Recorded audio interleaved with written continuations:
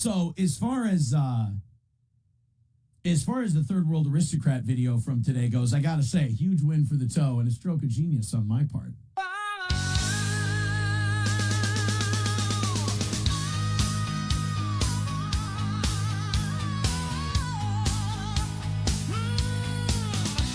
Mr. Radio Voice, he's doing his shows. He's roasting some ass and he's picking his nose. He speaks like a pro on the Steel Toe Show. He's making a mess and everyone knows. Ready or not, he already came. April is a hoe and she's snorting for fame. Another win for the toe. Win for the toe. He spilled the beans. He's rooting for rage as he gets her thrice. Another win for the toe. Win for the toe. He had a felony charge, but he's gonna walk. He's got a big mouth and he talks the talk. Another win for the toe. Win for the toe. He's always a guest with Alex Stein. He's making a wish. He's taking his time. Another win for the toe. Win for the toe. Oh, hip hop dibbity dap to the wop wop wop wop. Hong dong whittle dangle wang. Oh, he sang dooley mama splatting your hat. Do the poot cakes. Good evening and welcome, everybody. It is the Steel Toe Evening Show, and aren't you just the luckiest little bastards out there? Oh, I'm here twice today. We've got a lot to talk about, too. There's always enough to do a couple of shows here on the Old Toe. Welcome. Doo-doo poot cakes, indeed. Busy, busy, busy. You know, we're going to do this whole someone says, oh yeah, and Rekieta has lost his ever-loving mind. I will say something real quick in defense of the nanny. I saw some Alyssa clips and things.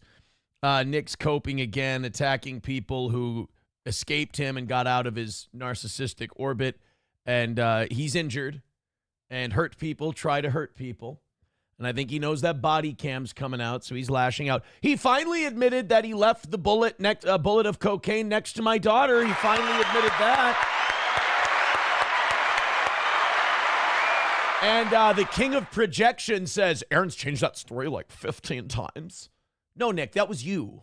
You're the one who changed that story 15 times. Mine's always been the same. You're an irresponsible junkie loser who couldn't keep track of his cocaine and didn't care if a kid's got a hold of it, which yours did and tested positive 10 times the cutoff. But now he's saying shit about their old nanny Cheney. And let me just say this. She was the best parent those kids had while she was there. She was an incredible hard worker. She put up with a lot of bullshit. Nick's coping out loud to anyone who will listen. And those two parasocial broads are the worst parents I've ever met in my life. They have no instinct to defend children whatsoever. And I hope their kids get away from them as quickly as they can, because those two women are, I mean, they're the women who become pen pals with murderous felons because Mama I can change them. I mean, they have no sense of defense of the innocent. They're clout goblins and they're horrible people. And to platform that kind of slander of a decent human being, I mean, low. I mean, the fact that I live so rent-free in their head and I own their every move to the point where they would put that low-life horseshit on. I didn't think I could have less respect for them, but now I do. But no, let's keep it to Cheney. I will give my official statement since he dragged her name through the mud. She was an amazing human being. She was a superwoman.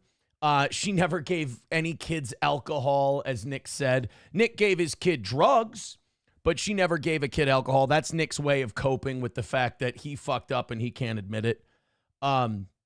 She's a very good person. When she left, that house was in shambles. They didn't know what to do. I mean, hell, Nick would bitch about it constantly. Shit, I would take time off of my show to give rides. And I mean, because the guy had no parental instincts. He's a fucking horseshit parent. And Cheney carried the load. And she left. And the reason she left, she was never fired. She was never drinking on the job. She was never doing anything like that. She was the only person in that house sometimes that wasn't inebriated. And her quote, this is a quote, her quote when she left, she just couldn't take it anymore. And I understand. In fact, it was told to me by someone, Aaron, you weren't the only one who couldn't take it anymore. She couldn't either. So I know he's pathetic. I know he's circling the drain. I know he's not sleeping. I know he's finding any way to catch a buzz that is legal. But to go after her is truly a giant piece of shit move, because I will say, as the more trustworthy of the two of us, as the one who's gotten everything right versus the guy who's done nothing but try to protect himself while throwing anyone else under the bus, Cheney was a really good person, is a really good person. She doesn't deserve that shit. I mean, that's some real low-life behavior. I mean, even for him. I mean, the person who kept his fucking world together, that woman kept that house together. It completely fell. When she left, it took another level of falling apart. When I left, it was the final falling the fuck apart, as we found out May 23rd of 2024. So she was great. She was incredible. She was amazing. She put up with a lot of shit. And don't listen. She fucking knew. She knew. In fact, I told him. I go, dude, she knows. She knows. And he can't fucking see past his own giant red schnoz. Just can't see it. Let's go to JMB says, damn it, Aaron. Don't you know it's everyone's fault but Nick's? Oh, you know what? I forgot. I'm sorry. I forgot. So I just wanted to go on record as saying that before we start the show tonight. I didn't want to interrupt the program with any of that stuff. She's amazing. She's incredible. And whoever she works for now or works with now, they are incredibly lucky to have her. Incredibly lucky. Let's go into some shit, man. Let's go into some stuff. People have already been sending me stuff today. A couple of clips from this morning's show. I believe it was K-Fall and the Great sent me these clips, and he said, Aaron, would you like to deny that you were ever at any Diddy parties? Let's go ahead and take a look at what their evidence is that I was at any Diddy parties. I'd love to see. My cunt stinks, and I've got an infection. I smell like asshole. I need to get out of here. I don't have a cunt. I don't. Why would that be any evidence that I was ever at a Diddy party? That would insinuate that I have a vagina. I will say this. This next one has a great freeze frame. I would say this clip starts in a great place. I don't know what the hell was going on here this morning, but clearly you missed a very good show. Let's see what evidence K-Fall and the Great has that I was part of a Diddy party in this one. I'm tired of not being wet. I'm tired of just being all greasy down there, Diddy. Fucking eat my box. I'm tired.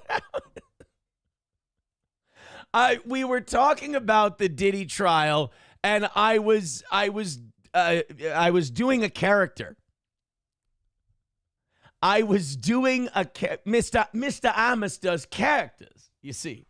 That was not clearly, I mean, nobody in our chat, nobody watching this show right now believes that that's something that I just said as like, revealing a story from my life at some point. No, none of you believe. You believe me, don't you? Taste Fairy Iolto says, you really look like Cornette in that freeze frame. Treetop Armadillo says, is Aaron saying he doesn't have a vagina? Yes, I am. I am. And I'm, believe it or not, I'm willing to die on that hill. I'm willing to die on the I don't have a cunt train, as it were. That was me playing a character. Everyone knows it. I'm sure everyone's going to back me up. I was playing a character and I was doing a bit for the show. In no way was that a documentary. Thank you very much. All right, guys, you went over last night On the YouTube end of things, everything we went over on PayPal, Venmo, and Rumble went to Johnny. We threw Johnny some money yesterday. Now, I gave the morning show people the same offer. I said, once we go over, everything PayPal, Venmo, and Rumble goes to Johnny. They got to $70 away and then just stopped. So we lost by 70. Their loss is your gain.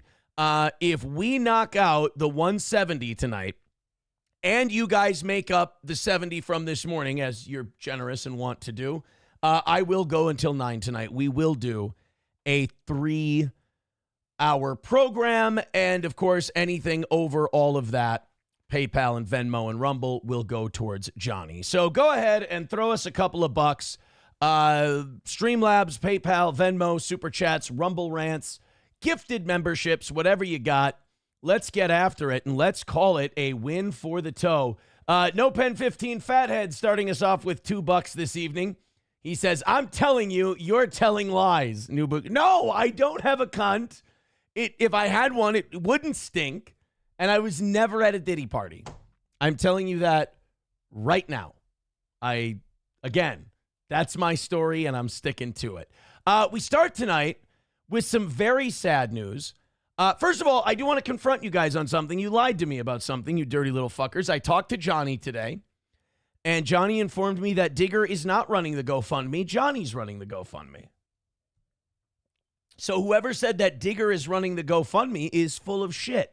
So post the link to that GoFundMe or post the link to the Venmo and throw Johnny a few bucks for his move.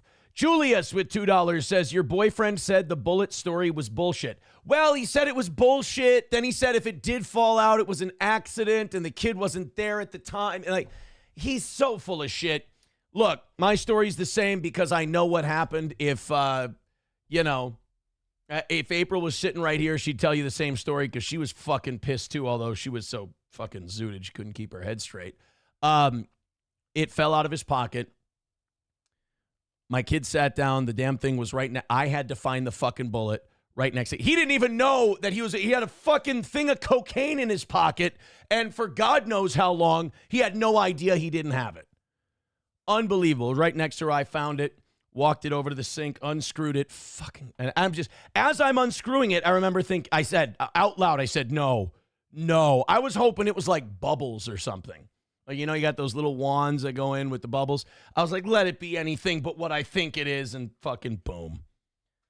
Because the guy doesn't give a fuck. And that's why I was less surprised than other people when the cocaine test of his daughter came back positive. Because I'm like, that could have been my kid if I hadn't been the only person not fucking zooted in that house and gave a shit. So, yeah, Julius, his story changes a lot. You'll notice whenever he's in trouble, whenever something bad's about to happen, he starts spiraling and PRing. You can kind of use that as a tell. You can set your watch to it. So we got to start with some Johnny news today. Johnny is doing better. I talked to him today after the show. His leg is doing better. They're still going to keep him there overnight. They're going to observe him some more tomorrow. I asked him if he needed anything. He said, nope, I'm good. Just resting. Taking it easy. He'll be at the hospital tomorrow. The antibiotics are working, and he says he does feel okay. So clearly he's doing much better than he was Sunday and Monday.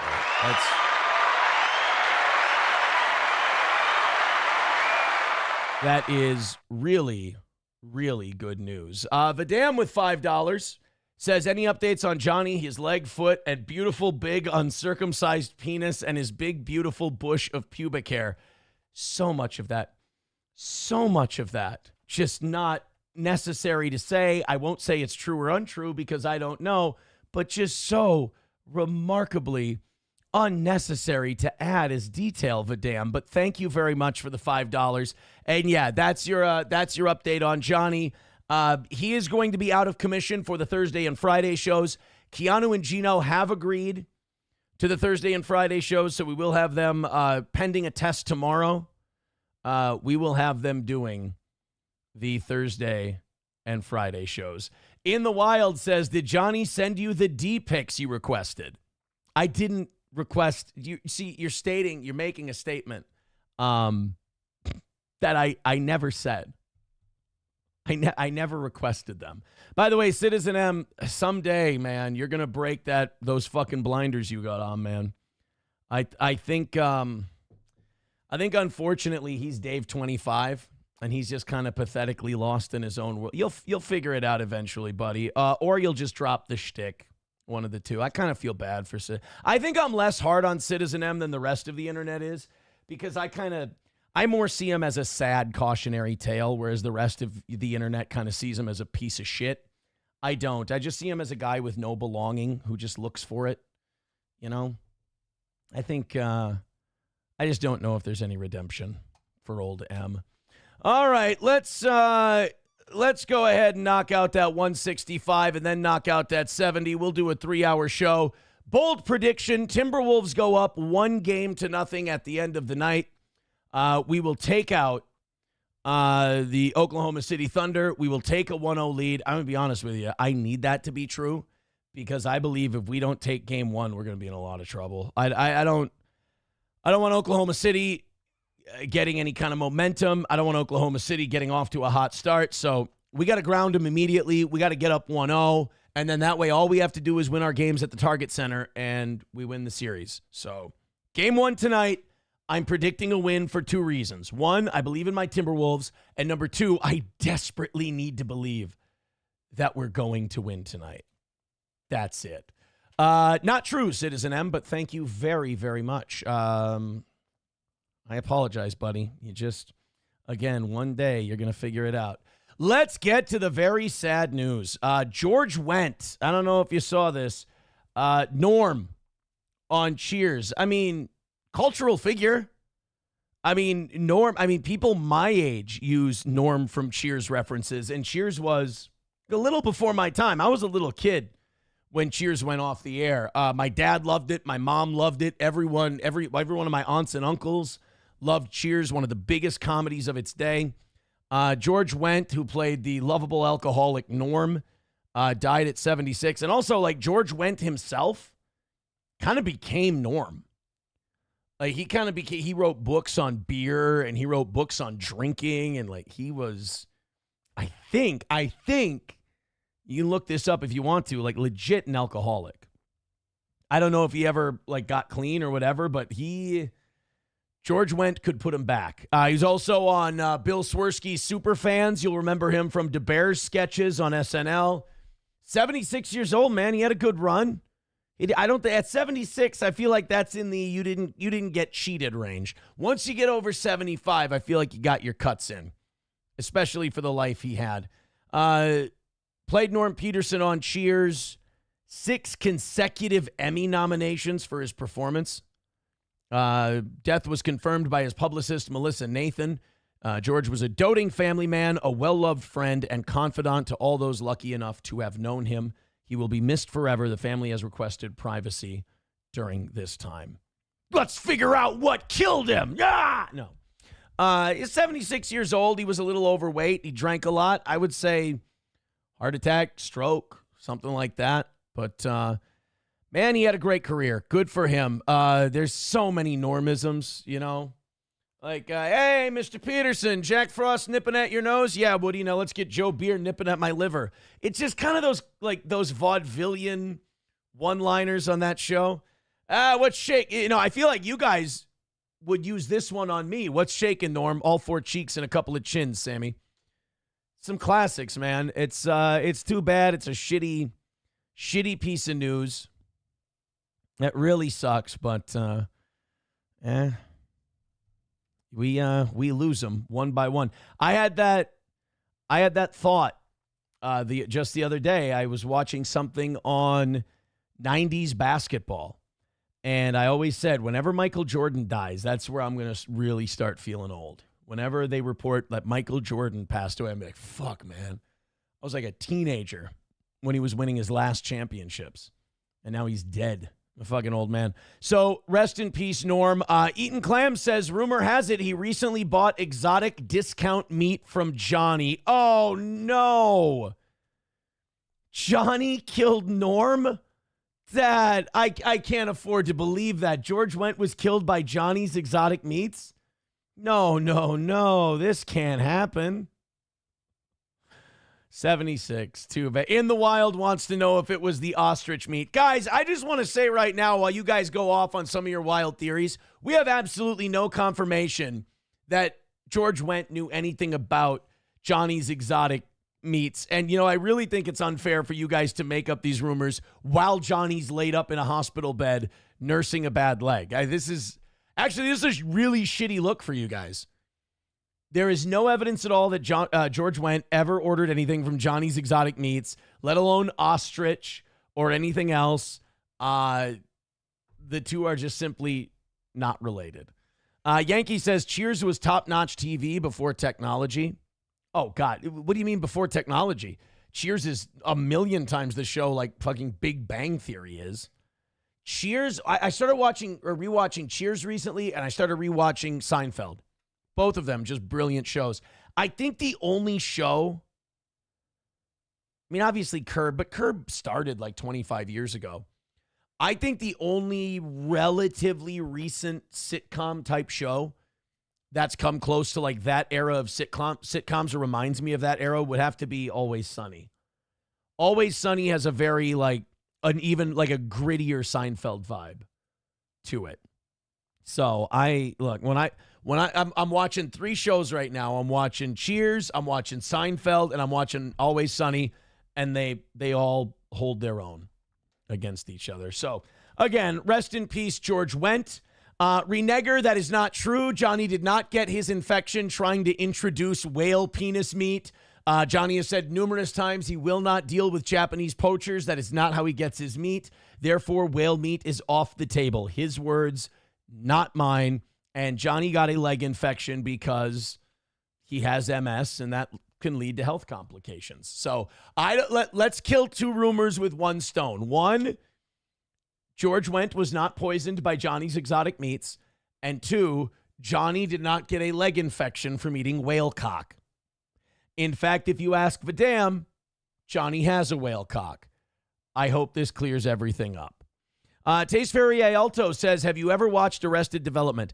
I have, but I'll say this. I've never given it a fair shot.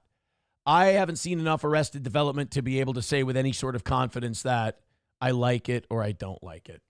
Cockdiff says, Cliff tried to lure children to his mail truck. Again, you guys are making up fan fiction about fictional characters. There is no evidence that the honorable mailman, Cliff Clavin, was using his position as a trusted mail carrier to molest neighborhood children. Thank you very much. Aaron's favorite meat is humpback cock. No, it's not. I've never partaken in Johnny's Exotic Meats. No offense, you guys, and I'm not telling you, how to be, but usually when someone's laid up in the hospital with a leg infection, the thing you do is you say, boy, I really hope they get well soon. Boy, I hope they're okay. I really hope Johnny's doing all right. Give it a shot. Try it. Like those of you in the chat right now, give it your best shot. Go, Johnny, we wish you the best. We hope you get well soon. Go ahead. Just blurt it out. Try your best. I bet you can do it. Veldrain says, Big Bang Theory was amazing, Aaron. It had a laugh track to tell you exactly which parts were funny. And that's what I appreciate about shows like The Big Bang Theory. How would I know that what they're saying is hilarious if they didn't have a computer laughing for me? It's perfect. Now, 09 Canyon says, did you know that the mail truck was first invented in Germany in 1909 by Hans Schwartz? That's a terrible Cliff Clavin impression. Cocktiff says, not going to happen. Rest in peace, Johnny. See, you guys are not getting this. Sam Show says, Johnny, I hope you shit yourself. Again, not nice at all. Not even in the neighborhood of kind. Professor Tie-Dye says, shut up, fatty. I already said something nice about Johnny. You're halfway there. Renegger says, God, I'm sure Aaron hopes Johnny doesn't lose his whale cock. There. Is that better? No. None of this is better. In fact, all of this could be classified by many people as grossly insensitive. All right. At any rate, here's what I hope happens tonight. I hope we have a nice fucking night. I hope we knock out a goal. We already had a miss today.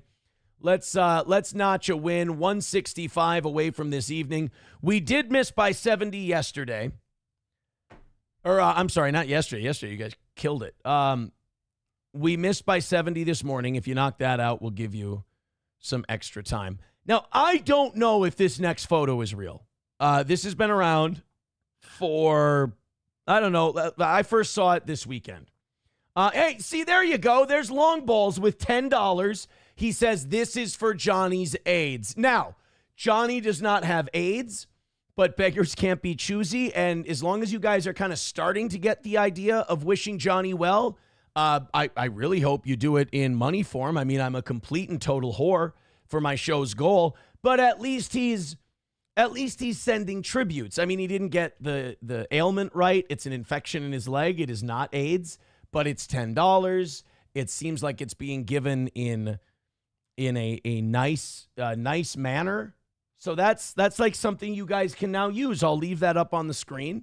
You can use that as an example, and please don't call that guy the gay F word. That would be nice. 160 away from winning tonight. Thank you.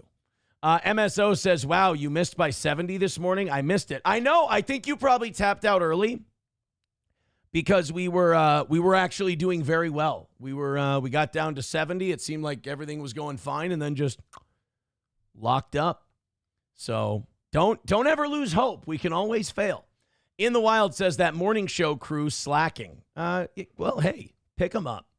Eaton Clam says hospital story is a ruse. Johnny is a main witness against Diddy. That's not true. Wild Saffron says, get well soon, Johnny. See, that's so nice. But watching Cucko the Clown is going to slow your recovery. Again, it's not necessary at all. It's not necessary. Renegger says, I hope Johnny doesn't lose his leg. Okay, it's a little harsh, but nice. It's a positive thought. From the infection from Digger shitting on his leg. See, I'm a nice guy. It might be close enough. My Lost Interest says, do it for Johnny's huge hog. Yeah, throw money at us for Johnny's huge hog, I guess. For John. In fact, if you leave PayPals and Venmos as Johnny's huge hog, maybe we can get Johnny's huge hog into first place tonight. There you go. You talk about killing two birds with one stone. That would knock out a goal. And then everyone donates as Johnny's huge hog, and we've got ourselves a win. Cocktiff says, my baseball coach would have told Johnny to rub some dirt in it, pussy.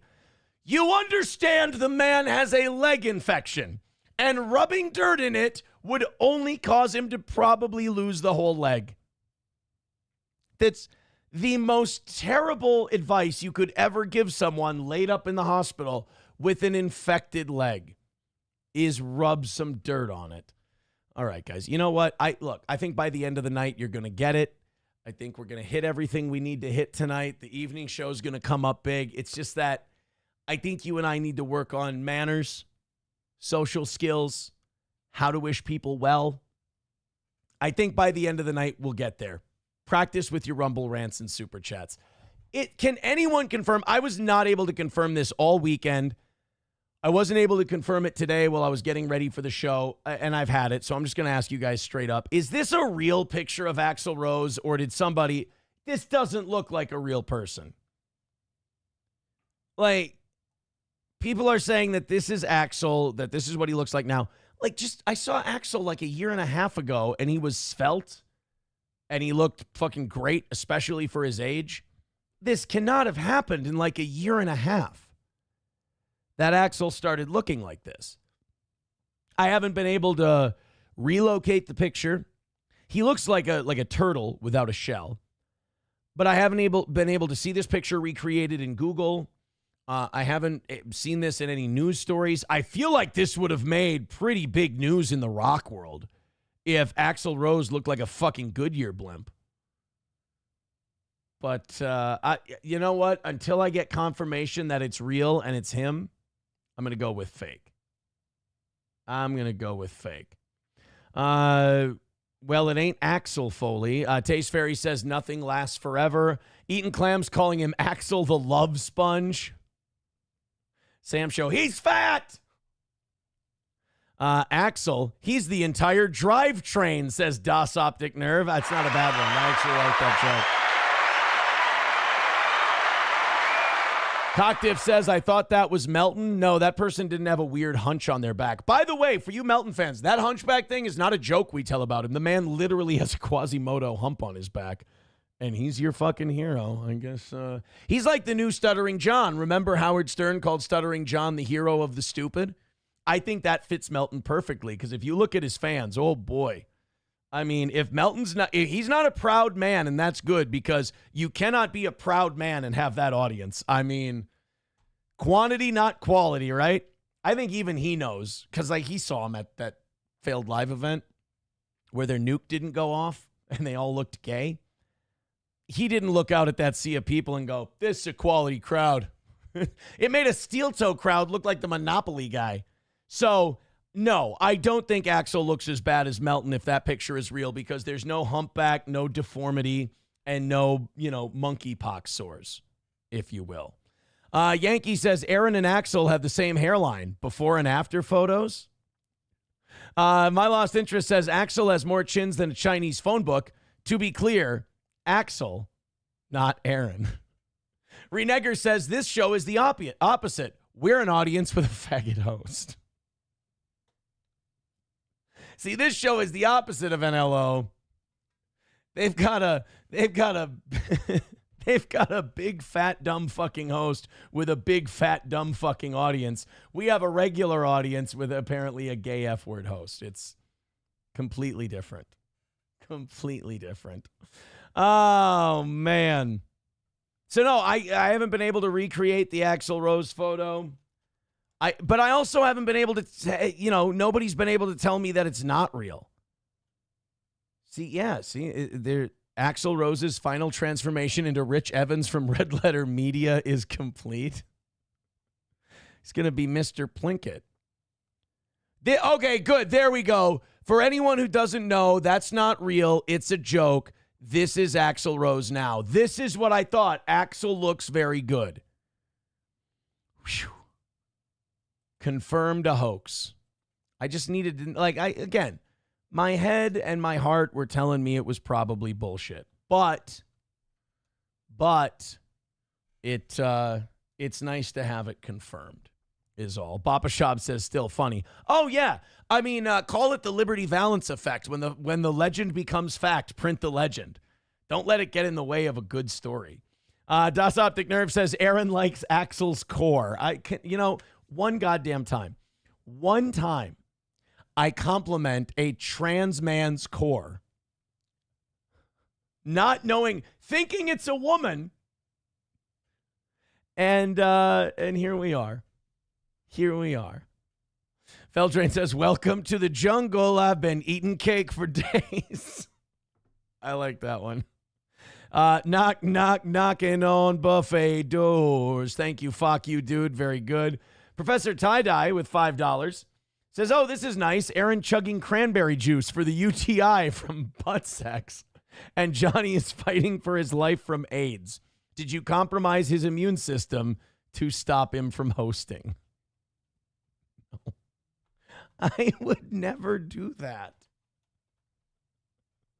My Lost Interest says, what the saying goes, you build 1,000 bridges and you fuck one sheep, you're a sheep fucker. Tim Bullinger with $1. Oh, he's in. Hold on, guys. Seethe incoming. Why do you fake laugh at everything? Why don't you have a sense of humor and you're angry and hostile all the time? This audience is fucking hilarious. You don't think these people are funny? I think they're fucking great. They write my show for me. I know you're probably used to listening to shows where the hosts are always angry and on edge and reacting to people that, oh, I hate this guy. And I know you buy it because you're dumb. But some of us come on here and we enjoy it and we have a good time and we're just laughing. And I know for some reason that human happiness drives you insane, Tim. But we'll just say thank you for the $1 and we'll keep on moving. Thank you, buddy. 155 away from tonight's goal. Thank you very much. Brian says, gives new meaning to appetite for destruction. See what he did there? I mean, why? That does, like, the fact that that picture's a hoax makes you wonder. It's like somebody had to be sitting around bored one day going, you know what I'm going to do? You know how I'm going to break this boredom I've got going on?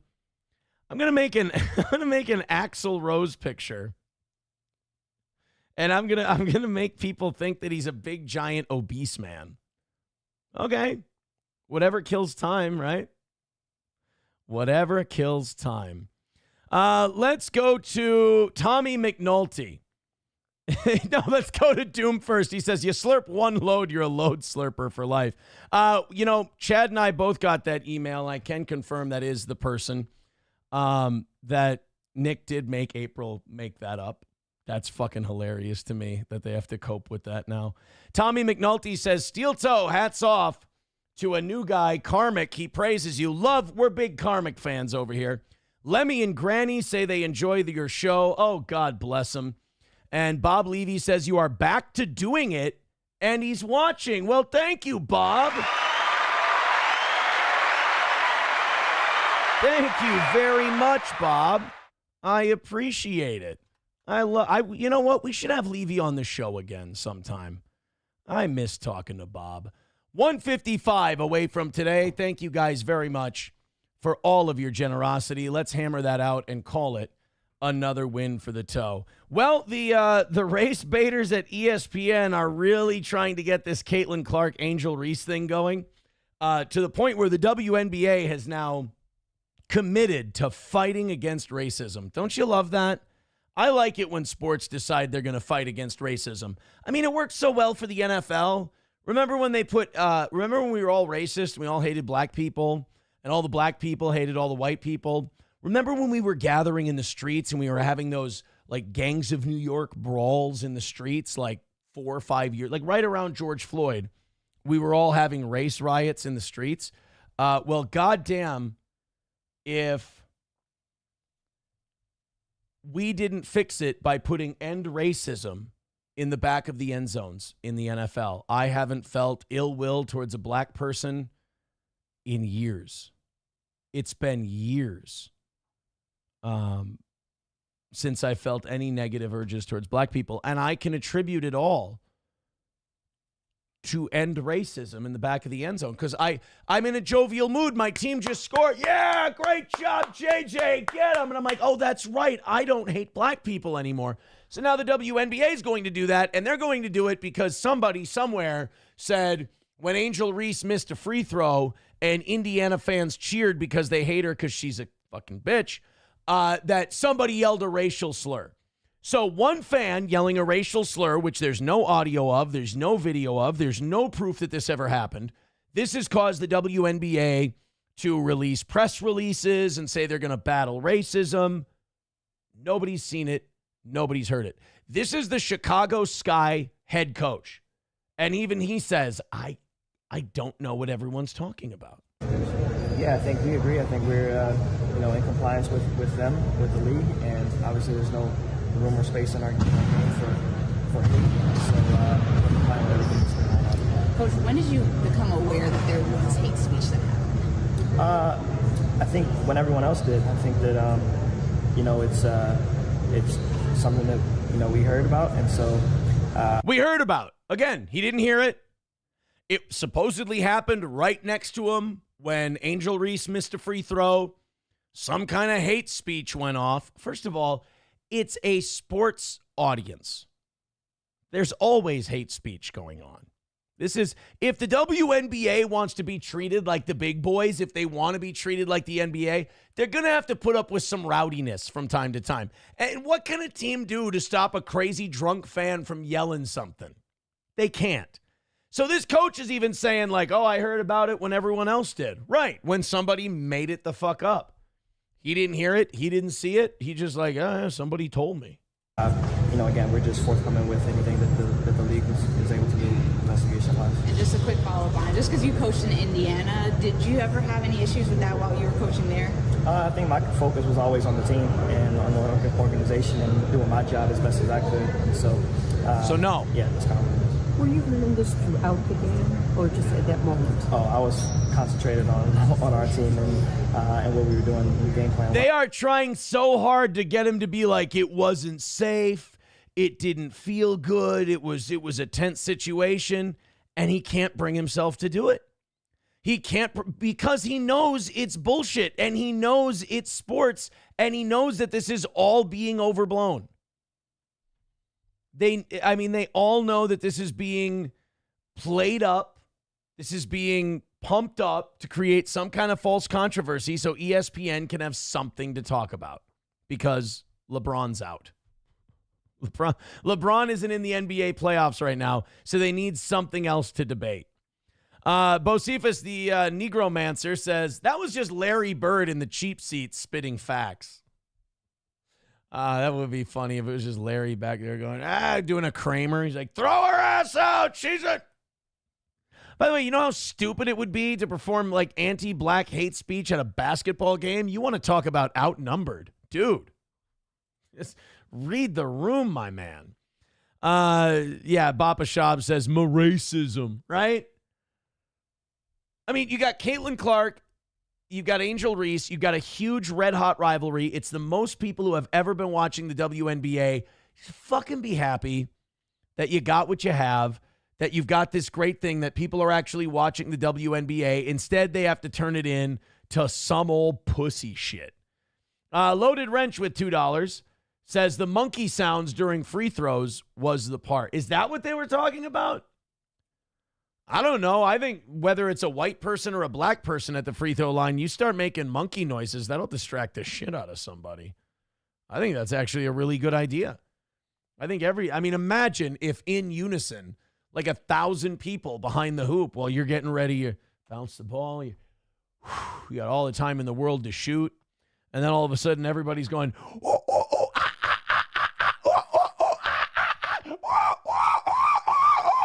that would just, and especially if they're acting it out, holy shit.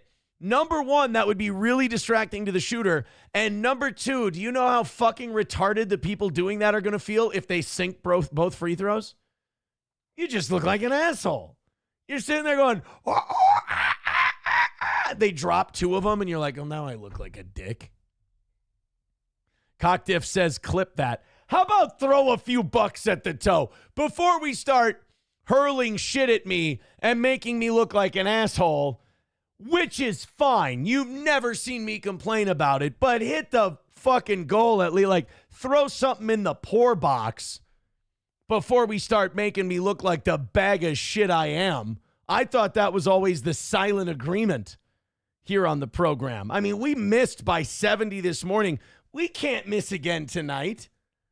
And then you guys are going to be like, clip him being a dick. Dusty Rhodes with $1 says, so $220 to take care of both goals. You will do jumping jacks topless. No, I'll lose. I'll go ahead and lose, and we'll start our slow decline into death instead. How about that? We'll do that. Go ahead and throw a few bucks at us. Sam Show says, that was a great N-word impression. You really are Somalian. Yankee says, Shaka is back. No, that was me. That was just me. Yeah, that's a good one. Every $20 will do the monkey dance. Yeah, I mean, at least I'm going to make some money if I'm going to look like a fucking retard, right? I can go work a real job, look like a retard. You know, I got to make money here if I'm going to look like a dipshit. Los Federales says, check your ex.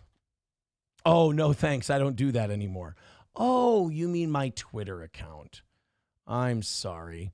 Look at that. Oh, that's fun. He saw a bumper sticker and he thought of me. St. Paul Pork Company. I love them so much. I work here now. See, guys, it's wieners. He did a wiener thing.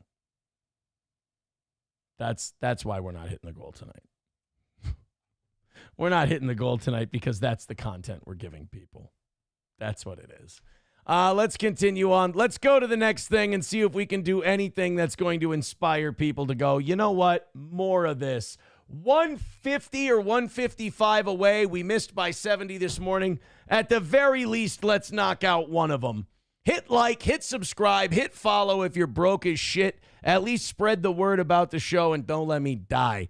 Hey, guess what? You know why I'm not making any money? Because we haven't looked at view clips in a long time. The View is back, everybody. Yay.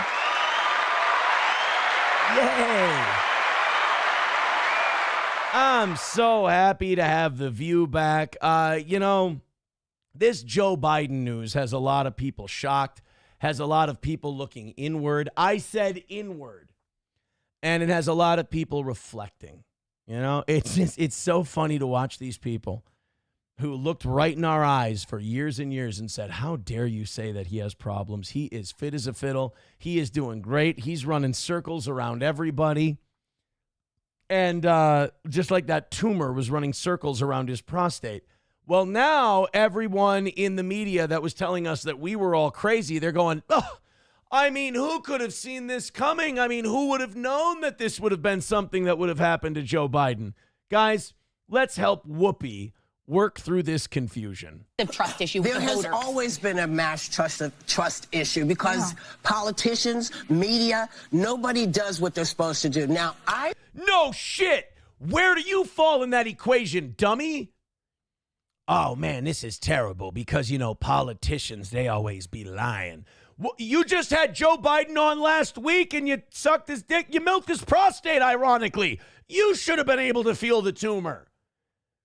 Jill Biden should have been able to detect it by now. She's had her hand up his ass, puppeteering him for how many years now? None of you guys caught it. So when Trump was running for president, Joe Biden always told the truth. Kamala Harris always told the truth. But now, when it's found that there was something wrong with Joe Biden, and there's probably been something wrong with Joe Biden for a long time, now all of a sudden the cope is, oh, well, politicians lie and the media lies and all that. You're the fucking media. Jeez, aren't you the ones who told us, like, oh, trust us, don't trust any of these rogue Alex Jones types out there? I say These people are the trusted news and media people until it's time to shit on news and media people. Then they don't know any. for me, listen, he's 83, so he's a little stumbly, he's a little rumbly. No. Because you kept telling us he's sharp. You kept telling us he's great for his age. You kept telling us that he knows what he's doing and he's cognizant of the whole thing. Now, all of a sudden, now that there's no election on the line, you sit here, and by the way, I know how unfortunate this freeze frame is. She looks like she's making noises while Angel Reese shoots a free throw. But my main point is, you kept telling us what good cognitive shape he was in and that we were all crazy. And now when there's no election to win, it's, oh, well, he's 83 years old and, they get a little slow and bumbly then. Bitch, that's what we were saying. When we were Nazis. One of my favorite movies, When We Were Nazis. It's a tearjerker. Can't point to anything that he's done as that he did. No, as he was running for his next 4 years. But I'm saying, I knew there was something wrong with his prostate while he was president when his head would constantly be lodged in his ass. I want, not you, but I want somebody to tell me, well, when did you know it was bad? If you knew, why did you wait? Yeah. I have an idea. Why didn't any of you fucking ask? All you did was lecture us every time we wanted to talk about it. You would go, how dare you? You can't say that. You're smearing that poor man. And now when it turns out we were right, you're going, well, why didn't anybody ask? Oh, why didn't anybody ask? Like, say, I don't know, let's go random here. Let's draw it out of the hat there. Oh, like somebody who had him on their fucking show a week ago. The dissonance is incredible. So Can I get in He for a said second? that it was after he moderated the debate. Can I yes, get in? but that's not, I'm sorry, baby. That's not what I'm talking about. I'm talking about if you're telling me that hundreds of people knew that he was not able to do his job, then where the hell was everybody? He did his job. The trust issue with There the has voters. always been a mass trust issue because politicians, media, nobody. I mean, it's ridiculous. It's really remarkable.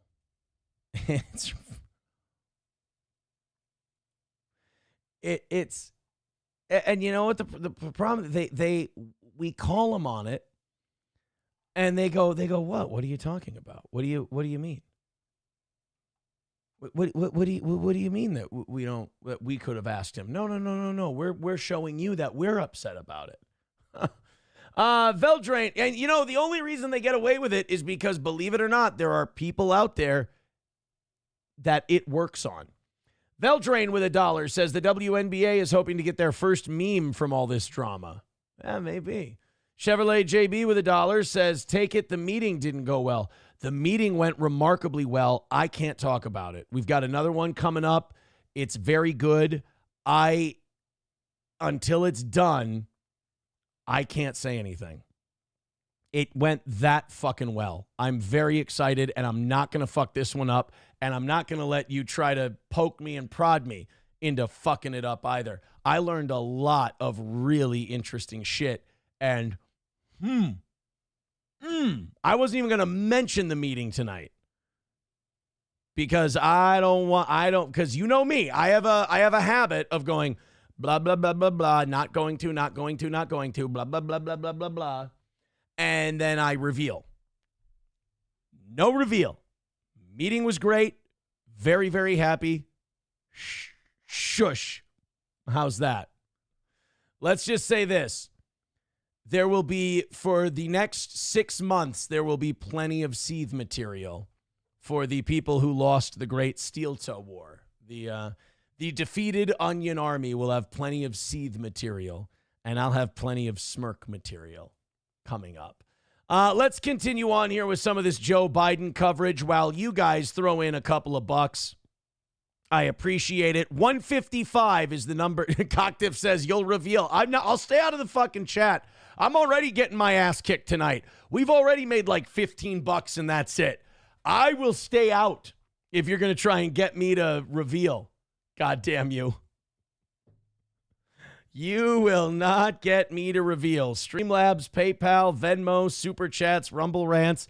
Come on, guys. We took a beating this morning. Let's not take another one tonight. Please and thank you. Let's go into the reason. Now, a doctor was on CBS this morning, and they actually made an interesting point. They said the reason that Joe Biden, that actually this cancer may have gone undetected, because a lot of people's theory, especially Dilbert, Scott Adams, who revealed that he has the same cancer and he's going to be dead by the end of the summer. He said that there's no way that they could have gone this long as president of the United States without knowing about this cancer sooner. Now, this Dr. Gounder used to be on the presidential treatment team.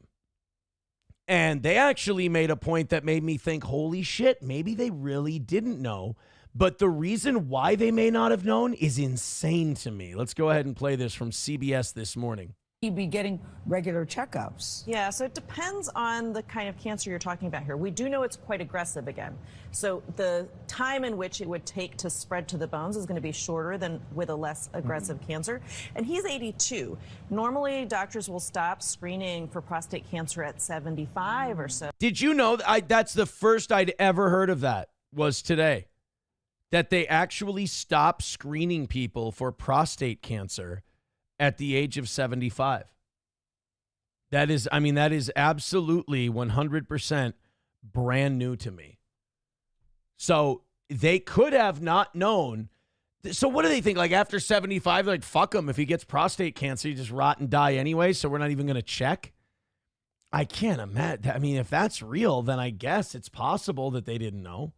Because after that, the prostate cancers you typically pick up are very slow growing. And so the harms of all of the testing and treatment for something that may not kill you, you're talking about risk versus benefit. It may not be worth the risk. So after you get to 75, they stop screening for prostate cancer because to treat that prostate cancer might kill you. So essentially, why worry them with the diagnosis of prostate cancer if trying to do anything about it's going to kill you anyway? Just let the cancer. That just seems so far-fetched. That seems so fucked up to me. But it also seems plausible in modern American medicine at the same time. Isn't there a blood test that men can take to know if they have an issue that might warrant further examination? She's like, nope, I just put on a rubber glove and shove a finger up your asshole. In fact, how old are you, Brian? So there's something that we call a PSA test, but that can also be indicative of many different things. It could just be you have an enlarged prostate. Maybe you have a low-grade infection in the prostate. There are many things that can cause that, and so this is, again, why after a certain age, doctors will typically stop screening for prostate cancer. Wow. But in his case, it's not screening. It's important to emphasize this was diagnostic because he had urinary symptoms, and so there was a reason to do more testing. Quickly, what is your final message? You had hot stinky piss. You get that hot stinky piss, you got to go in and get checked out. So he was having pee troubles, and so they went, well, we got to figure out what this is. And they went, well, you're 83, you're 82 years old, you got prostate cancer, it's spread to your bones. I mean, really, that's a good point she makes. What can you do at that point? You can't do much, right? No Pen 15 with $2 says it's too bad Biden didn't cure cancer as promised. Tim says $1 says, will you finally play a clip when you reveal this stuff? I don't know what you're talking about. Oh, is he one of these retards who thinks that, like, we're going to do, like, a 4-hour show on gay internet shit? No, see, we just talk about stuff, and then we move on, and then we get to real things. See, we don't do a show where we shove my nose up some other streamer's ass, like the people you like, and do a show because we have no talent or content. That's not how we do it, Tim. I'm sorry. And that is your guys' cope, isn't it? That's kind of your cope, is that, oh, no, come on, play a clip. No, I'm not going to promote your shit while I'm owning you. Dusty Rhodes with a... I understand that you need me. I don't need you. Dusty Rhodes with it. Sorry, Tim. Dusty Rhodes with $1 says, after 75, the colon is usually prolapsed, baby. So it's up to the individual to let the doctor know if they see anything weird when they're pushing it back into their asshole, baby. And you know what? If I don't read the rest of Dusty Rhodes' super chats as Dusty Rhodes, if I don't do that, I'm doing the entire world a disservice. Thank you, guys. 150 away from tonight. Let's get big with the donos and drop the 150 down to 0. And then I'm going to do a longer show tonight if we get that 70 from this morning knocked out. J-Rock with $2 says, why is Cheney Nick's target right now? Nick's mad. Nick's spiraling. Something bad is happening with Nick. First of all, he has no drugs and no booze. Well, no illegal drugs. And he's spiraling because of that. Also, Nick has that narcissistic rage when you injure him or you leave him. He has to attack so he feels like he has control.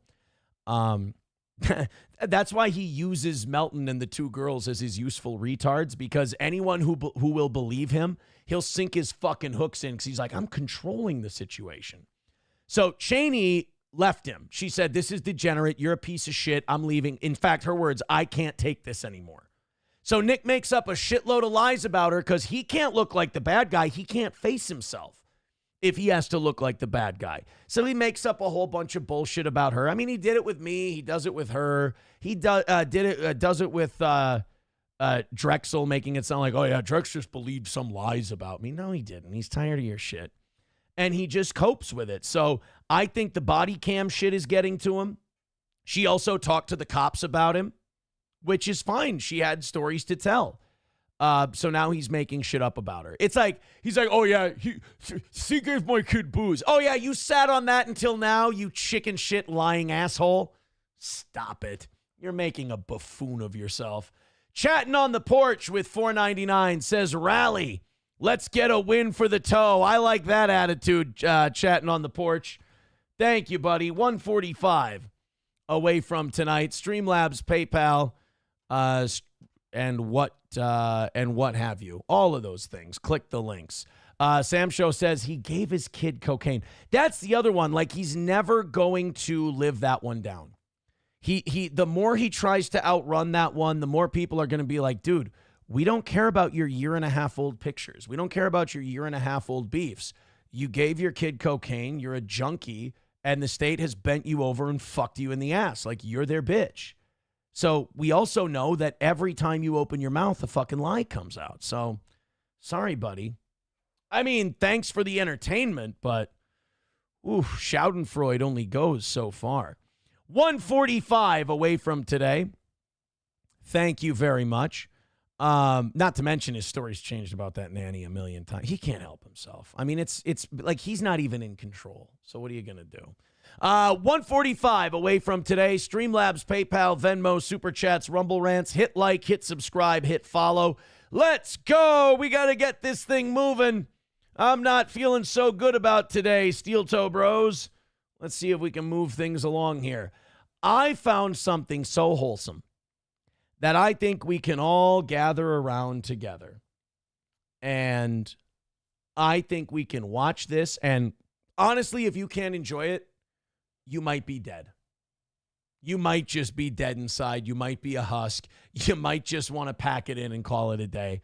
I found a video today while I was just scrolling through on Twitter of the legend Frankie McDonald eating a Popeye's chicken sandwich in Sydney, Nova Scotia today. And I don't know if I've ever seen happiness quite like this. Let's go to Frankie, America's weatherman, even though he's Canadian, as he eats a Popeye's chicken sandwich. Ladies and gentlemen, you can watch your gay drama shows of people watching other retards, or you can watch an actual program done by a professional where we actually bring you feel-good moments like this. Here's me having chicken sandwich. Fuck off! See, that's all you need. If you're not smiling right now, you're dead inside. Who turns on their phone and has a camera and just goes, here's me eating a chicken sandwich, and then just dives face first into it? I'll tell you who does it. People who know their value as an entertainer. And that's what Frankie do. Here's me having chicken sandwich.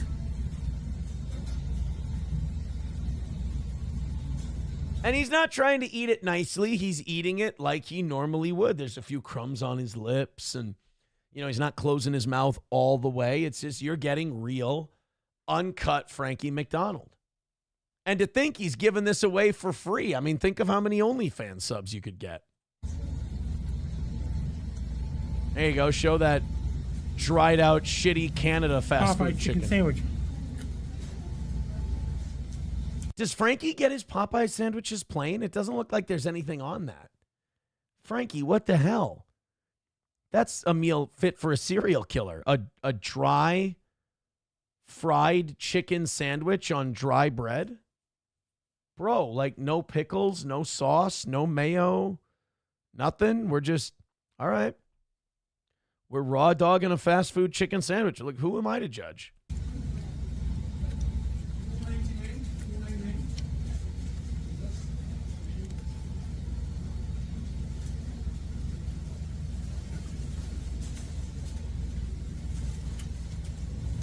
Is there any commentary coming, Frankie, or are we just... That's like the fourth time. So he's like, all right, I don't know what to do. I don't have a weather forecast for you. I really don't have any more commentary on this sandwich. I'm just going to show you my giant bite marks that I've taken out of this thing.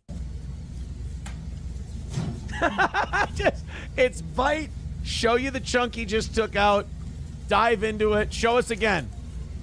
One more time, Frankie, show us the sandwich. No.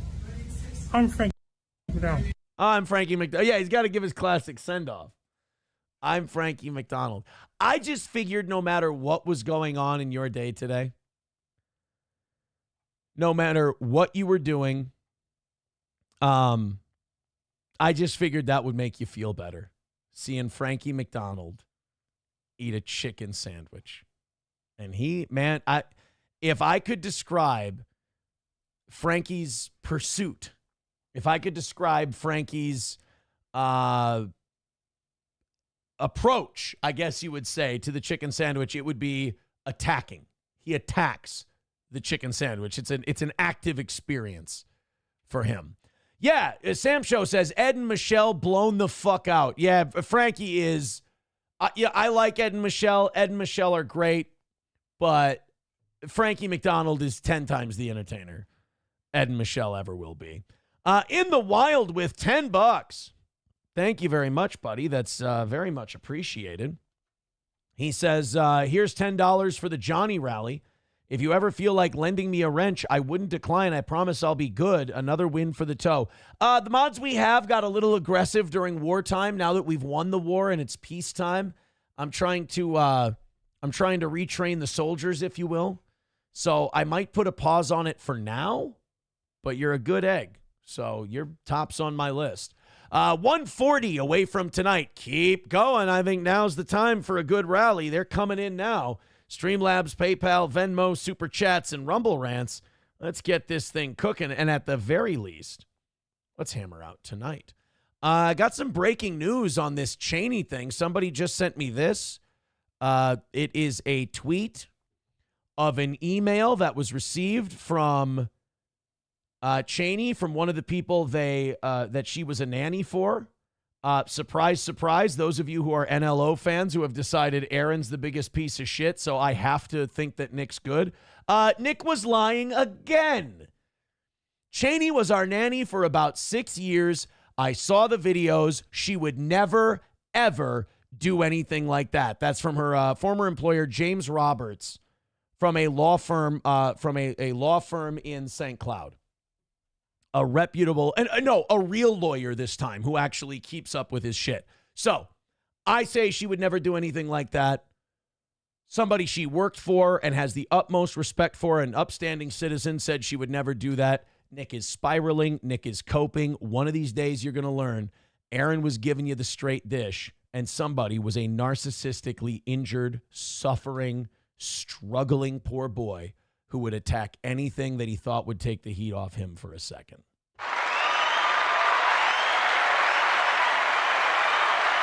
Wait a minute. What was Tim saying? Oh, Aaron never plays a clip. Well, there you go. Breaking news. Nick's a lying piece of shit. I mean, it doesn't surprise me, but some of you convince a little more difficult. How's that? Well, that's good. I guess now's the time where I can say that I was contacted via email today. It looks like I was asked if I could give a statement because apparently somebody reported what Nick was saying about Cheney, and now I guess somebody from the county wants to talk to me now about what I know about the situation. So there you go. I mean, look, he's going to run his mouth right into a fucking jail cell. I mean, people will tell him, but you know, he never sleeps. He's up tweeting all fucking day, convincing himself that he's doing the right thing. He's going to talk himself right into that jail cell. But until those bars slam home, he'll swear to God that he's the smartest guy in the room. He can't fucking help himself. Can't fucking help himself. Sorry. Richard Head says, but what about the cop at Denny's? Brian says, I hope she sues him for defamation. You know, if there's enough there, I guess she said that she gave the kids liquor. I mean, that's illegal. He accused her of a crime that could hurt her professionally. If she needed to raise money, I'd kick in for sure. You can't do that to people. You know, it's private people. I don't give a fuck about me.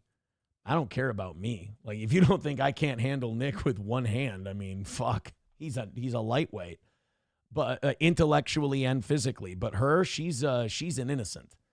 So I hope she does whatever she needs to do. Whatever chunk of his ass that Monty leaves, take the rest. 140 away from tonight. Streamlabs, PayPal, Venmo, Super Chat. Speaking of asses, Donald Trump was talking about shoving stuff up people's asses today. You see, in the business, we call that a segue. We've also got some Sarah Silverman news today. Apparently, she let loose with some family secrets. Oh, boy. We'll get to that a little bit later, hopefully. Let's go to the Donald Trump thing first. This was so cool. Like, Trump can turn one of these official White House events, you know, like these medal presentation ceremonies or trophy presentation ceremonies. He can turn these things into must-see television. Like, you can be like, what's Donald doing today? Oh, he's giving out an award to a Little League team. I don't need to watch that. And then it'll be like, Benjamin Netanyahu is a giant fag. And you're like, oh my God, and I missed it? Oh, he was given, I thought with the Little League team, the Little League World Series kids, he wasn't going to say anything interesting. Whatever pops into the old skull, Donnie will cut loose with it. Well, here he talks about his motivation to run for another term in 2024. And we got the Olympics, and then we got through Johnny, who's the boss. He's a friend of mine. We got the World Cup. I got them both. And I said, man, I won't be president. I got the Olympics and the World Cup, and I won't be president. And they're going to forget that I got them. Nobody's going to mention it because, a little bit, that's the way life is. And then they rigged the election. And then I said, you know what I'll do? I'll run again, and I'll shove it up their ass. Dude, when he does stuff like that, I'm like, he's the president.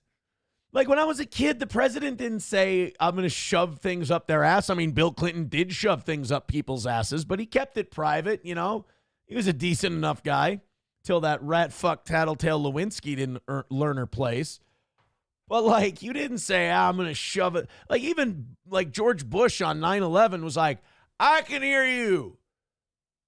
America hears you, and the people who knock these towers down will hear all of us soon.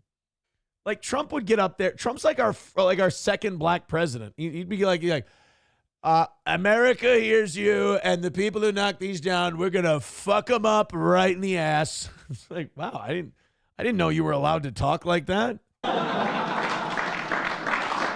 I'm gonna run again, and we're gonna jam it up their ass. It would be so funny if you cut and he's talking to a daycare. And they're like, sir, I don't think we're supposed to be talking that way. They've got to learn. And that's what I did. And all of a sudden, I then realized, I said, you know what? I mean, no offense, sir. They did almost shove it in your ear. I mean, let's be careful. They took a shot at you this time around. They were bound and determined to keep you out of there. If ballot rigging wouldn't work, bullet rigging would. And you turned your head right at the nick of time. And let's just totally ignore that kid was in a BlackRock ad and didn't have any social media. I got the Olympics, I got the World Cup, and I got the 250th. Look at the way this works out. So if they would have left us alone and wouldn't have cheated on the election and wouldn't have rigged it, I would have been retired right now. I would have been happily doing something else. I would have been getting fingers in my prostate, making sure I don't have a cantaloupe up there. And instead they have me for 4 more years. Can you believe it? So it hasn't happened. I mean, we had to have a senile old cunt in the time in between ruin the entire country, but, well, I guess, what do they say? All's well that ends well? I suppose. Taste Fairy Ialto says, actually, he's our 3rd black president. Wait, whoa, hold on. Who was the first one? Lincoln? Now, someone else saying Obama doesn't count. 09 Canyon says Obama doesn't count. Trump's our first black president. You know what, guys? You guys fight it out amongst yourselves. I can't even keep track anymore. Here's what I know. 140 away from today's goal. Let's get it knocked out. Let's get a move on here. It has been a slow day in general for the toe, and I'm starting to worry. Streamlabs, PayPal, Venmo, Super Chats, Rumble Rants. Let's get it. Let's do it. I got to retweet that little piece of evidence there. There we go. There we go. Wow. Oh, that's right. That guy's a fucking attorney. That guy's a lawyer. Who he said, I watched the videos and I can confirm she would never. Uh-oh. Nick and other lawyers do not have a good history. Nick tends to get his ass kicked against other lawyers. Most recent one, Pierce. Casey Cobe kicked his ass. Monograph's lawyer kicked his ass. Now you got this guy. Ooh, and there's a lot of people in that town that really want a piece of his ass. So, I don't know. I'd tread lightly, internet boy. That's what I would do. I would tread lightly, but don't worry. He ain't going to hear you. He ain't going to take advice. As they say in 12-step programs, his best thinking got him here. And he ain't ready to abandon that thinking yet. All right, let's continue on. This I want to play. You know, people think I hate Patrick Melton. They do. And I think that's terrible. Patrick's made me money. I've won a war now against Pat. I won many wars against Patrick Melton. I mean, he's nothing really, but I care. I don't want to see anybody get hurt. You know, everybody's noticed that, you know, he seems to have what seems like a gay lover in that Packy guy, whatever he is. We've also seen the facial sores that both of them have, and people have theorized that it is indeed monkeypox. Well, I've decided to show you guys, here's a guy in Liberia. He's got late-stage monkeypox. Now, first of all, this is some on-the-down-low shit. If you're a black guy and you got monkeypox, I don't know if they went up there and told you. There's usually only one way you get that, homeboy.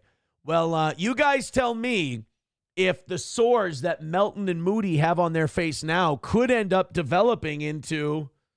Okay, this. Good morning. Sorry, this is my face.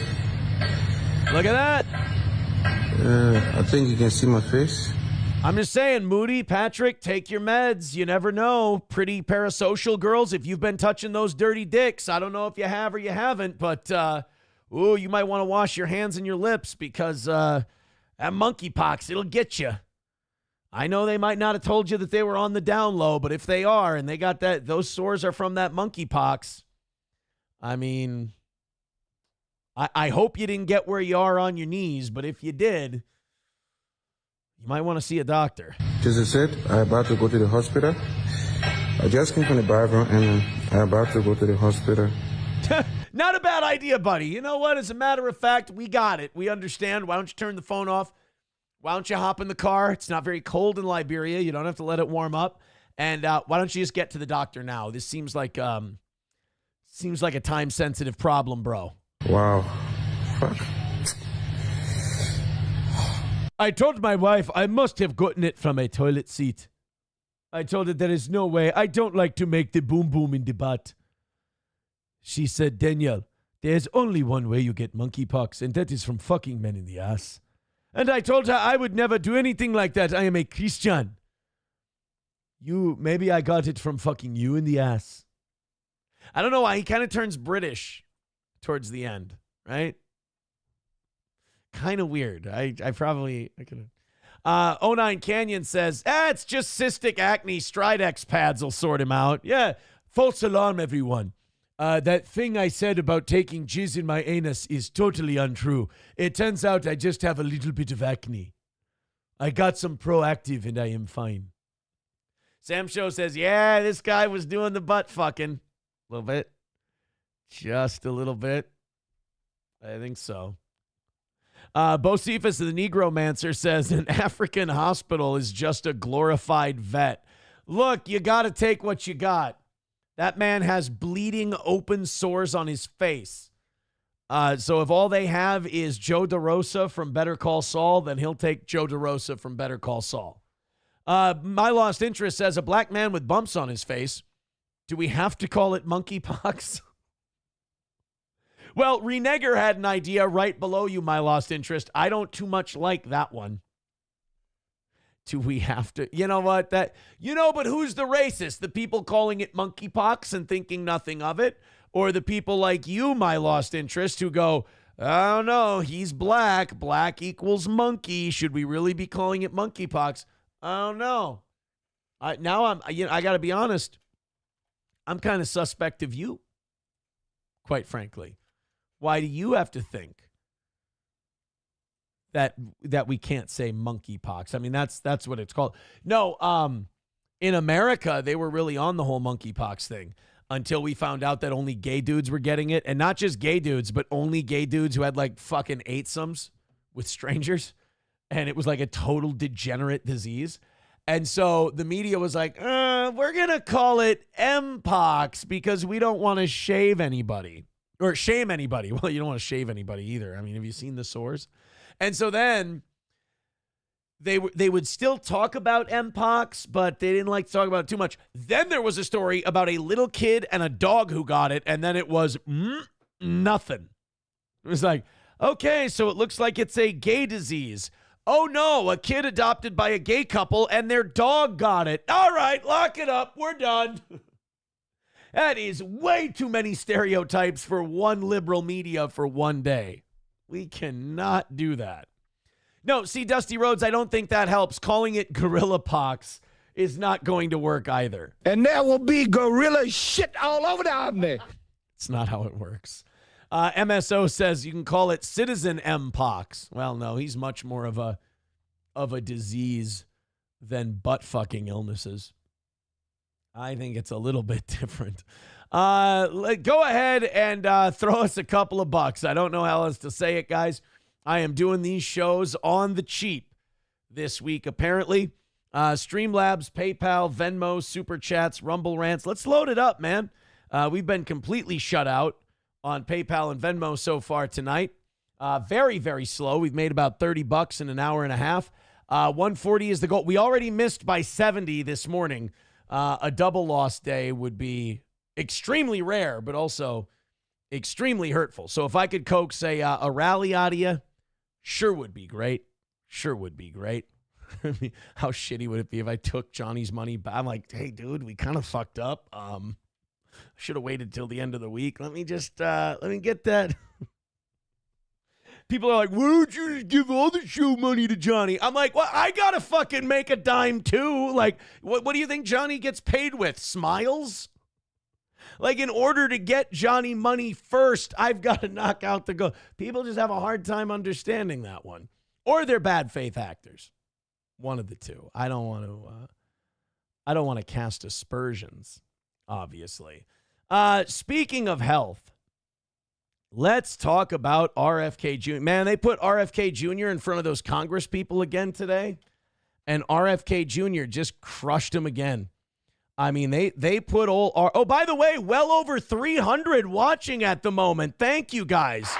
I would have thought we were down the way things were going. Thank you. And thank you, Adam Simon, for gifting a membership. Guys, let's get moving on that part of it. I appreciate it. 135 away from today. As I said, I will do a longer show tonight if we get the 135 and the 70 knocked out. I'm grateful to a generous audience, that's for sure. So RFK Jr. was taking shit from Congress, as you have to do from time to time, and they had these fucking old gray-haired bastards had the audacity to go to RFK Jr. and say, why haven't you done more for American health? Keep in mind, these are people on health committees. And these are people with no term limits who have been around, some of them, for decades. And they're asking RFK Jr. in the first 120 days of this presidency, and he hasn't even been in office for all of it, so he's been there for maybe 100 days. And they're sitting there going, why haven't you done more? He's gotten dyes out of foods. He's gotten certain additives taken out of foods. He's done some shit with vaccines that we're going to talk about either late tonight or tomorrow morning. He's done some shit in a very short amount of time. But now they're going to get on him about not doing enough. This is Senator Patty Murray. You want to take a look? Oh, my goodness, good Lord. That's Senator Patty Murray, and she's going to criticize RFK Jr. for not doing enough, and he has the perfect comeback for it. Senator, I want to point out that in 2021, at the beginning of his administration, President Biden submitted his budget on May. You know what? You made. I think when you say President Biden, you're supposed to say Inshallah, but I won't be picky.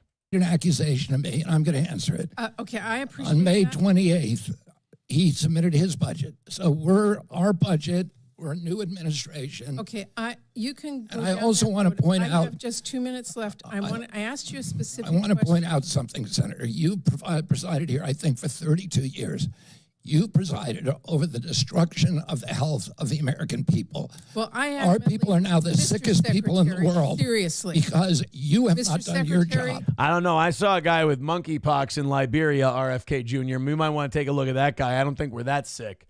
I mean, that's like outbreak sick. That guy was looking bad. That guy looked like he fucked a monkey. Monkeypox. Seriously.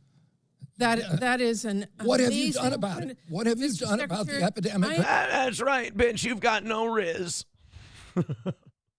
My response to you has been fire. I'm here of to chronic ask, disease. Mr. Secretary. What have are you done here about the epidemic Mr. of chronic Secretary, disease? Seriously, Madam Mr. Secretary, Chairman. I would ask you to hold back and let the senator ask. Wait, actually, I like that though, because I don't like that when they're at those hearings and they start giving it back to these people, and then they're like, "Oh, you're out of order. That's terrible." It's like you get to sit there and ask a 3-minute long question. You get to grandstand. You get to cast aspersions at me. Then the minute I just flick you back, are you serious? Are you really doing this right now? Honestly, it's like being in a feud with Patrick Melton. It's like he goes, your kids, I'm obsessed with your kids. And you go, you're kind of a fat hunchback loser, aren't you? Can you believe the shit he says about me? He's kind of Patty Murray and I'm RFK Jr. I should talk like that. But they do. They sit there and they shit on these guys for 3 minutes. And then they go back and they go, well, actually, you're a giant piece of shit. And they're like, how fucking dare you? I can't believe that you would say something so incredulous, Mr. RFK Jr. Dusty Rhodes says RFK Jr. does have digger pox of the throat. I don't know. RFK Jr. is, I think he might be my favorite in that administration because I can't stand Pam Bondi. I can't stand Kash Patel. I can't stand Bongino. You know who I'm really starting to like is, and I never thought I'd say this, and I think I said it last night too, and I mean it more after what I saw today, fucking Rubio. Like, Rubio, low-key, is kicking ass out there. He's doing a great job. There was one of those douchebag senators, I think it was Van Hollen. Van Hollen said to Rubio today, he's like, you're making me regret confirming you, like he had something to hang over his head. And Rubio goes, actually, Senator, if you're thinking I'm not, if you're regretting confirming me, then I know I'm doing a good job. And I'm like, fucking right, Marco. Attaboy. I honestly thought when Trump was announcing his guys, I thought Marco Rubio was going to be the one I was going to dislike the most. And I think he might be my favorite out of all of them. Renegger with $1. Come on, boys and girls. Oh, daddy needs to not be a failure on the week before vacation. We are getting fucking blown out. Renegger with $1 says, Aaron is RFK. Come on, Gordy, let's make like the blacks and make some digger pox. I would never say that to my dog. How dare you, Renegger? I'm glad to play along, but add a few zeros on top of that. For God's sake. Let's go into the chat a little bit more in the hopes that you guys will throw this poor beggar a couple of fucking loosies so that we can have a shot at winning tonight. We got about an hour left in the program. Papa Shab says Johnny is going to end up moving back anyway when he inevitably withers away. Why would you say something like that? He's literally moving to bang a broad twice who will be disappointed and will hop on the first non-cripple working penis. You know he's not moving in with Digger, right? You know that she lives in Canada. Like Johnny's moving somewhere here. He's not, you might be confused. He just, from what I understand, he just has to be out by September. And he's got to figure that whole thing out. And he will, you know. Things like that have a way of just working themselves out. I'm sure Johnny will be fine. If you want to help Johnny out, you can, certainly. Let's go into this Sarah Silverman story. And while we're doing that, if you guys are feeling generous, I know I've asked a lot tonight, but we lost this morning. And I was kind of hoping that this would be an easy one. I wouldn't have to talk about it much, but I'm wrong. I hope you know that I'm putting in a lot of effort tonight for you, hoping I'm giving you a good show. People seem entertained. Numbers look nice. Just throwing, what the fuck happened there? Oh, you know what that was? God damn, that hurt. So I was putting Gorilla Glue on my glasses. A piece of my glasses separated today. Ow, fuck. And I had put Gorilla Glue on a Q-tip, and I had put it inside the little area there, and then I pinched it together and put a chip clip on it. And I had a dried piece of Gorilla Glue right on my eyebrow, and I just ripped it off. And I thought it was like a little, like maybe like a scab or a crust, like some kind of thing. I just pulled on it, and motherfucker, did that hurt. Jesus. You don't expect that. Thank God I'm not Eugene Levy. If I had those eyebrows, that might have taken one clean off. At any rate, no, it was not gorilla cum, you guys. It was not gorilla cum. Not at all. Red Scoper, I'm really sorry. He said he wanted to see me get my ass kicked at Hackamania. Yeah, I really came out of that looking good, didn't I? Everyone thought that Nick was lying. Everyone went, you guys are gay. You just sat around and looked at shirtless pictures of a dude. And then I came in the veto bit and I just fucking smoked everybody. So I'm sorry, Red Scooper, but I'm glad guys like you can admit the truth and admit that the toe came in there and burned the house down. I do appreciate that. But hey, business is business. Those wins don't grow dollars. 135 away. Let's fucking go, you guys, and get a W.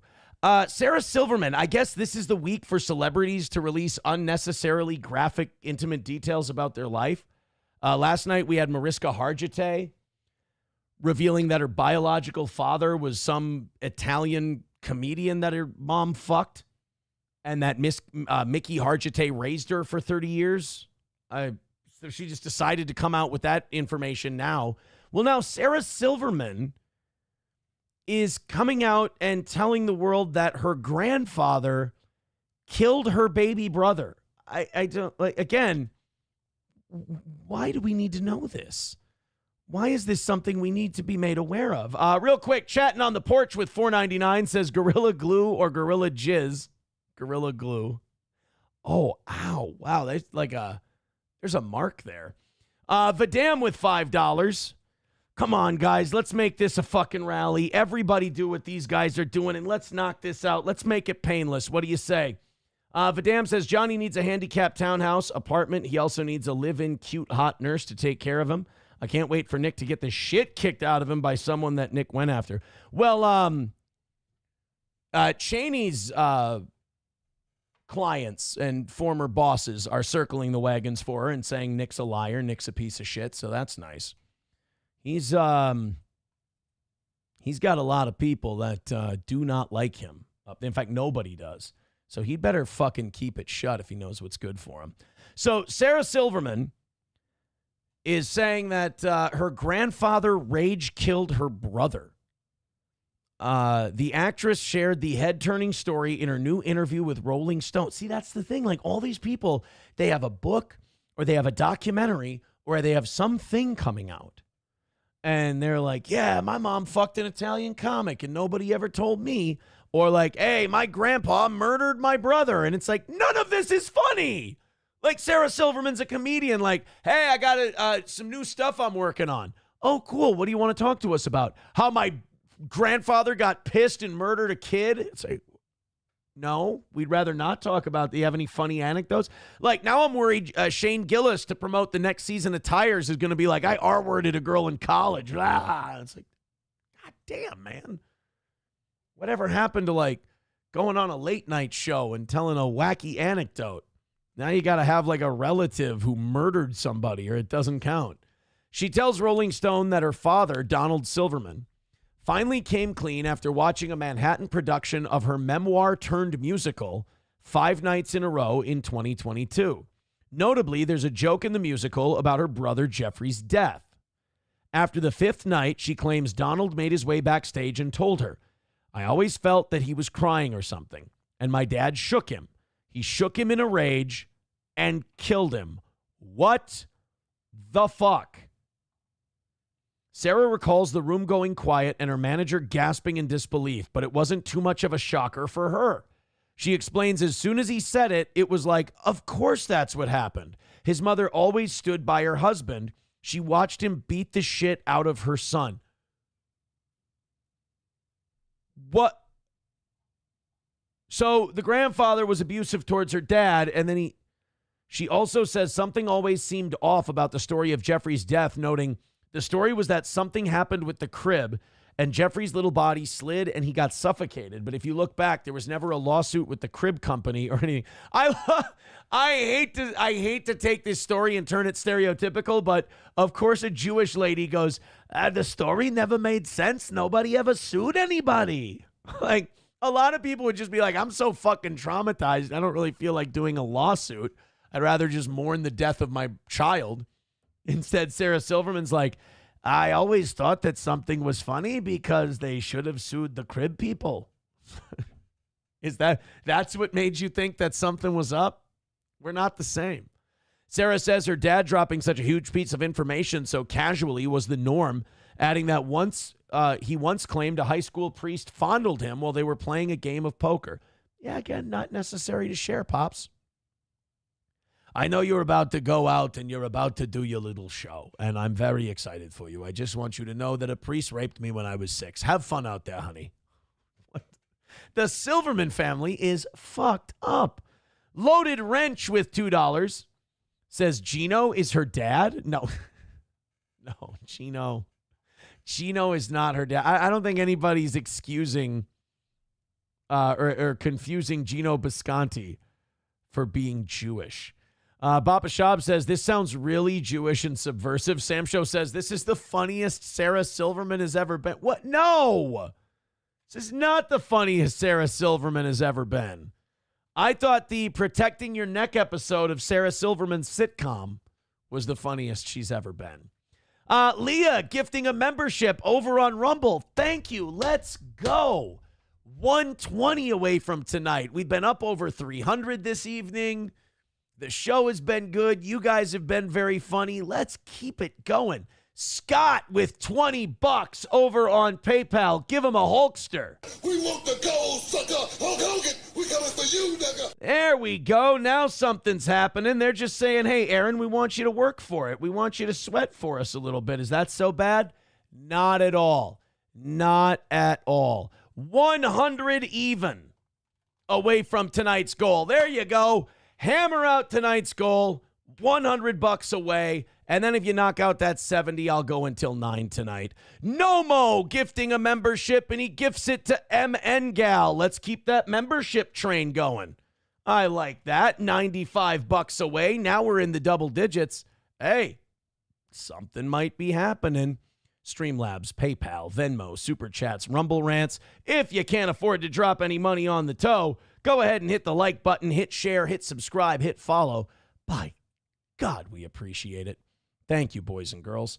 Let's take a look at some of the other stuff we've got for this evening. I've got one. That's funny. One of the links I have, because I'll put little notes next to the links just for what the story's about and stuff like that. The fact that I have a story that just says Trump up the ass. Just no context, no other words, just Trump up the ass. And that's all. Aboliticious gifting a membership. Let's keep the train going. Look at that. MN Gal, you're on the clock. JMBO9, you're on the clock. $90 away from tonight. Let's keep her moving. Streamlabs, PayPal, Venmo, Super Chats, Rumble Rants. Keep it moving. Those gifted memberships are looking good. Only $90 away from tonight. You guys are the best. Keep it going.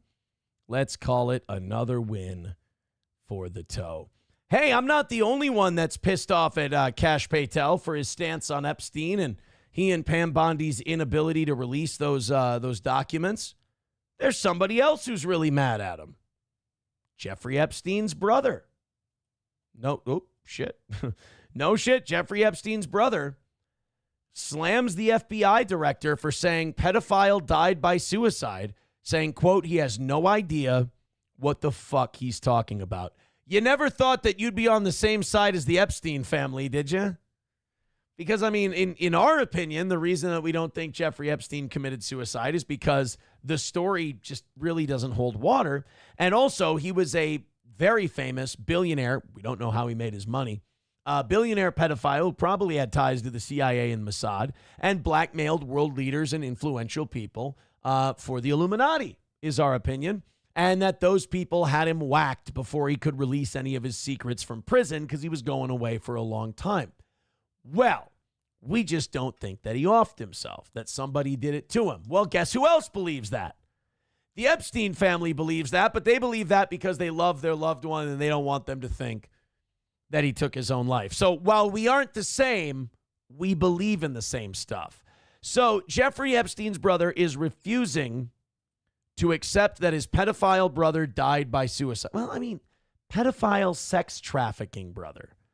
See, I feel like the media purposely leaves that part out because they don't want you, and I may be being conspiratorial here, but they don't want you to think about him trafficking people because then you'll think, well, who was he trafficking them to? And they'll be like, oh, right, Bill Gates, Bill Clinton, people like that, Ginsburg, those individuals.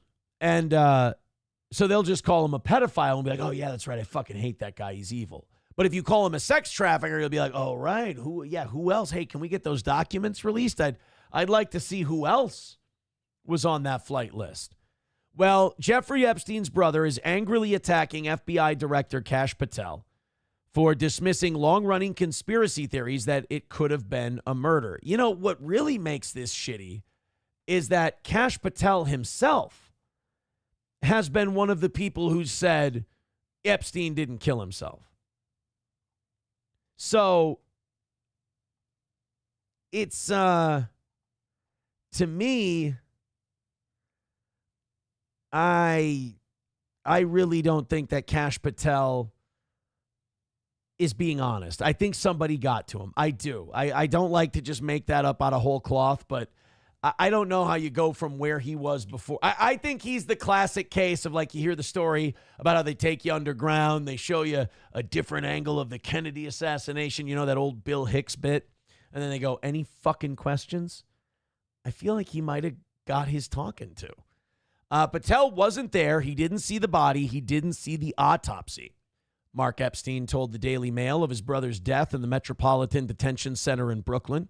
He has no idea what the fuck he's talking about, he said of Patel, dismissing the possibility that the death was anything but suicide. It would be a lot easier for me if I thought it was a suicide, but there's a long list of things that point away from it, Mark Epstein said. His fiery comments come after Patel and the FBI Deputy Director Dan Bongino declared the sexual predator took his own life at the... See, I feel like they're using that predator thing on purpose. They're avoiding the trafficking part. Big Apple lockup in 2019. God, it's been 6 years already. It's weird. He died before George Floyd. Putting a lid on conspiracy theorists who have long claimed he was murdered.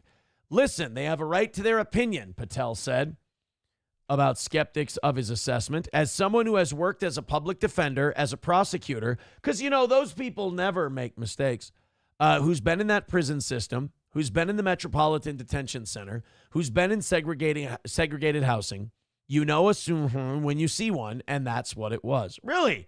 Have you seen a lot of deep state Illuminati murder plots? Would you know what those look like by chance? Sam Show says, yeah, Bongino looked real bad. His eyes were bulging out of his head. Yeah, I mean, Patel not so much, but Bongino looked like he was doing that whole interview with a gun to his head. And they want us to believe that they're just offering it up. Yep. Oh yeah, Epstein. Yeah, sorry. We had it wrong this whole time. He totally took his own life. Nothing odd to see here, guys. Yeah, Bongino immediately said he K'd himself. I've seen the whole file. He K'd himself. I don't buy it. Are we worried that if we release all the... you guys could clear this all up by releasing unredacted all the Epstein documents you have, like you said you were going to like a couple months ago. Again, Bondi and Patel, easily my two least favorite members of this administration so far. Are we not releasing the documents because we think that maybe there might be more of these laying around? Maybe we might see a couple more Trump and Epstein photos. I'm not saying we will. I'm just asking, like, why are we dragging our feet? I know Pam Bondi now says, like, oh, we got to get all the documents from everyone. We're not sure where they all are. That's funny because, again, like a month and a half, 2 months ago, you were saying, yep, they're all on my desk. They're all on my desk. We've got them. We're ready to go. Let's ride. It's just, again, I hear things. $90 away from tonight. Guys, do us a favor. We got 50 minutes left. We got lots of time. Let's knock out that last 90. And then after we knock out that 90, if you want to go to work on that 70 that we missed this morning, I'll throw you an extra half hour. If we knock that out, I sure would appreciate it. Streamlabs, PayPal, Venmo, Super Chats, Rumble Rants, all the links are there in the chat. You guys are over 300 people at the moment. Hit thumbs up, hit like, hit share. I've got to say that I think this next story is a giant fucking mistake. And we should not do this. This is a terrible idea. Nvidia, one of the biggest companies in the world, Nvidia says it's teaching robots how to dream to vastly accelerate their learning abilities. It's like none of these people have seen Age of Ultron. It's like none of these people have seen iRobot. Can we stop with the robots?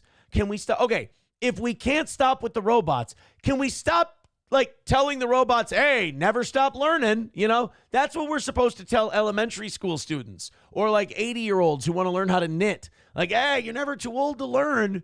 Can we maybe control the flow of information we're giving to these robots? They don't need, look, being plugged in all the time is bad for us. Imagine how bad it's going to be for us when we do it to them. But Nvidia, who definitely wouldn't do anything that would damage us, wants to teach robots how to dream so they can vastly accelerate their learning abilities.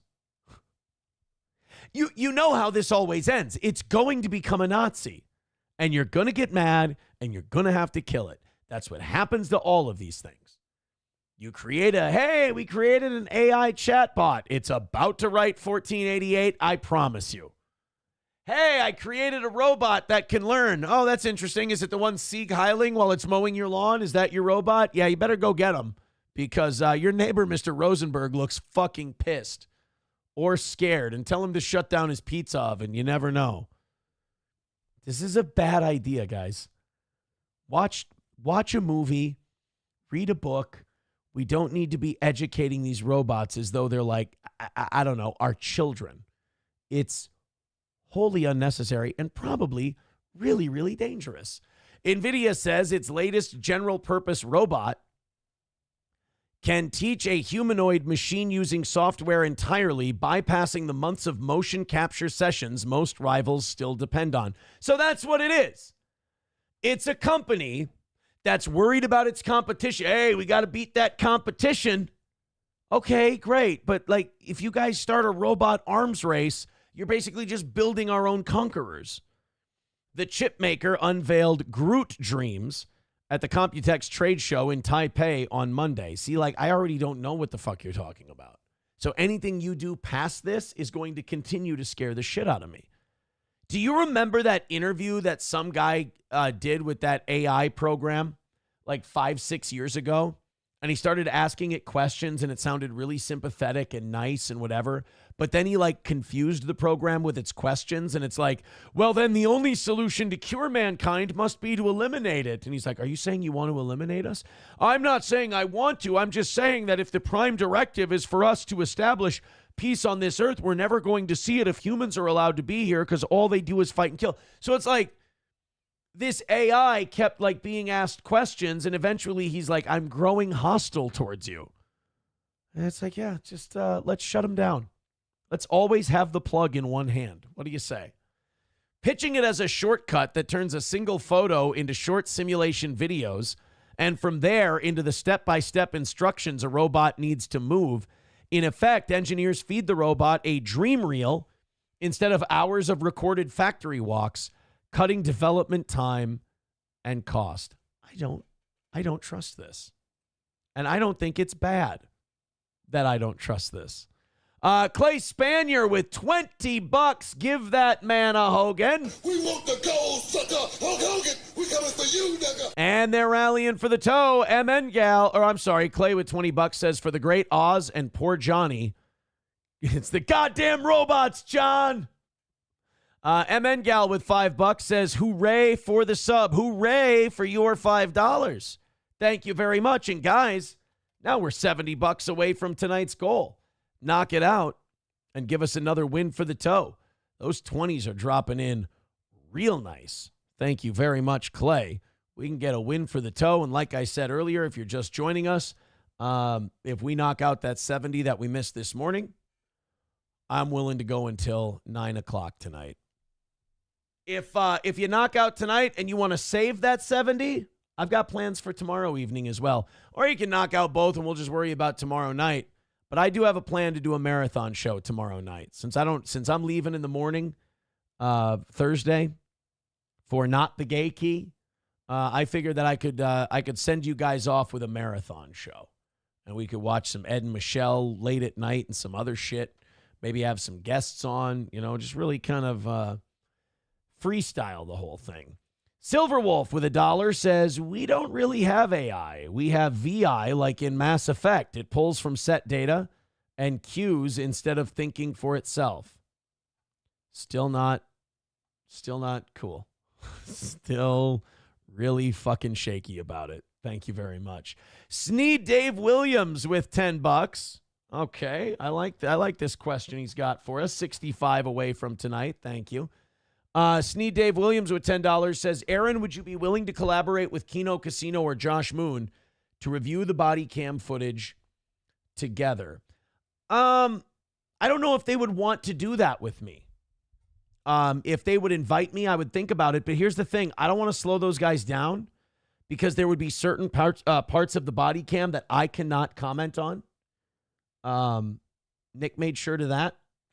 So I was planning on going over and editing the body cam myself. And then we'd do a separate stream. It wouldn't be an evening show, wouldn't be a morning show. I'd do a separate stream and we'd do as long as it takes to go over what we could. Because I will say this, when that body cam footage comes out, everyone's going to have to begrudgingly admit or just ignore it because it's going to go, wow, Aaron was fucking right about everything.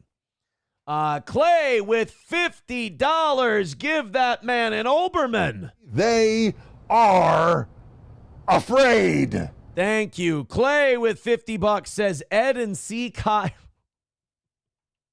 Thank you for the $50. And now we're only $30 away from pay dirt. $30 away from knocking out today's goal. Streamlabs, PayPal, Venmo, Super Chat, Rumble Rant. Look at those Super Chats stacking up. 20, 10, and 50. You guys are incredible. You might get that extra half hour yet tonight. Thank you, guys. That's fantastic. Thank you, Clay. Thank you, Sneed Dave. Thank you, MN Gal, Silverwolf, Clay. I already thanked you, Clay. I'm sorry. Just, hey, man, I appreciate the rallies. Very, very cool. So what, $30 away? Let's punch it in from the goal line. What do you say? Yeah, as far as the body cam stuff goes, I'll be honest with you. I'm really excited to watch other people's coverage of it. I'm really pumped to see what they have to say. But I'm going to do my coverage of it on my own because I don't want to slow anybody down. I don't want to, tell people like, oh, I can't do this or, oh, I can't do that. Like, I don't want to limit how they can cover it, And again, I'll be very honest, not like any of those guys have asked me to either. So I want to be clear about that also. Thank you guys very much for that little rally. $30 away from tonight's goal, $100 from putting us back on the perfect track and going until 9 o'clock tonight. Hey, I thought this was really funny. So the mayor of Chicago, this guy is so fucked. He is so in over his head. This guy is in rough shape. He's being investigated by the Department of Justice because he was like, we should only hire our own. And I don't think he meant dudes or politicians. He meant black people. And now he's kind of one of these guys that just like the more they run their mouth, the more shit they end up in. Well, Mayor Johnson of Chicago, you know how his side, and he's pretty far to the left, you know how his side is supposed to be all, well, immigrants are wonderful and immigrants are our friends and immigration, especially from third world countries, is just this wonderful thing that we should all support. Well, he was giving an interview, and I don't think he really meant to say what he said because he compared Texas. Remember when Texas was like, you know what, fucking enough of this. We take in millions of illegals every year. We're going to throw like a few thousand to like Chicago. and then a few thousand to New York City, and then a few thousand to D.C. And we're going to, because all these blue states keep lecturing these red states about how great immigration is and how you should be fine with it and all that. So Texas was like, all right, take a small sample of what we have to deal with. And these cities fell the fuck apart. Their social services, the tent cities, using hotels, and the immigrants destroying the hotels. I mean, it was just brutal. This is what the mayor of Chicago had to say about those amazing, incredible dreamers that come to this country with hope in their eyes. We didn't do that. We responded to a global crisis. Our city was attacked by the governor of Texas, where he spent over $200 million to send asylum seekers to cities like Chicago. He was very intentional about that. What? Attack? Mr. Mayor, I think you mean gifted. I don't think he meant to say attacked. I think he meant to say gifted, wonderful dreamers, wonderful immigrants, people who are going to enrich the wonderful culture of the city of Chicago, people who may fire their guns facing vertical and not horizontal. I don't think he meant to say that they were under attack from immigrants. That would be, in my opinion, that would be kind of racist. And I just don't think that he would ever do that. It's amazing. This is the classic liberal trope. It's not in my backyard. NIMBY.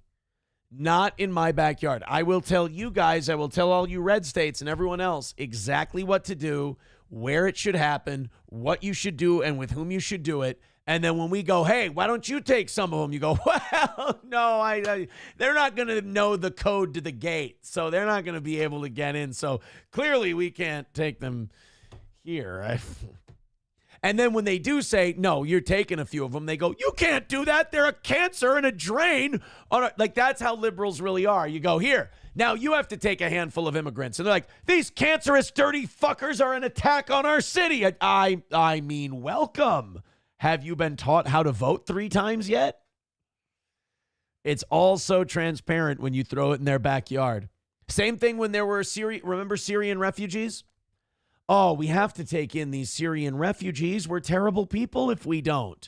All right, should we bring them into your neck of the woods? Well, I mean, we're very busy. I mean, there's a watering shortage. We're only watering on odd-numbered days now. I mean, we can't even keep the grass green.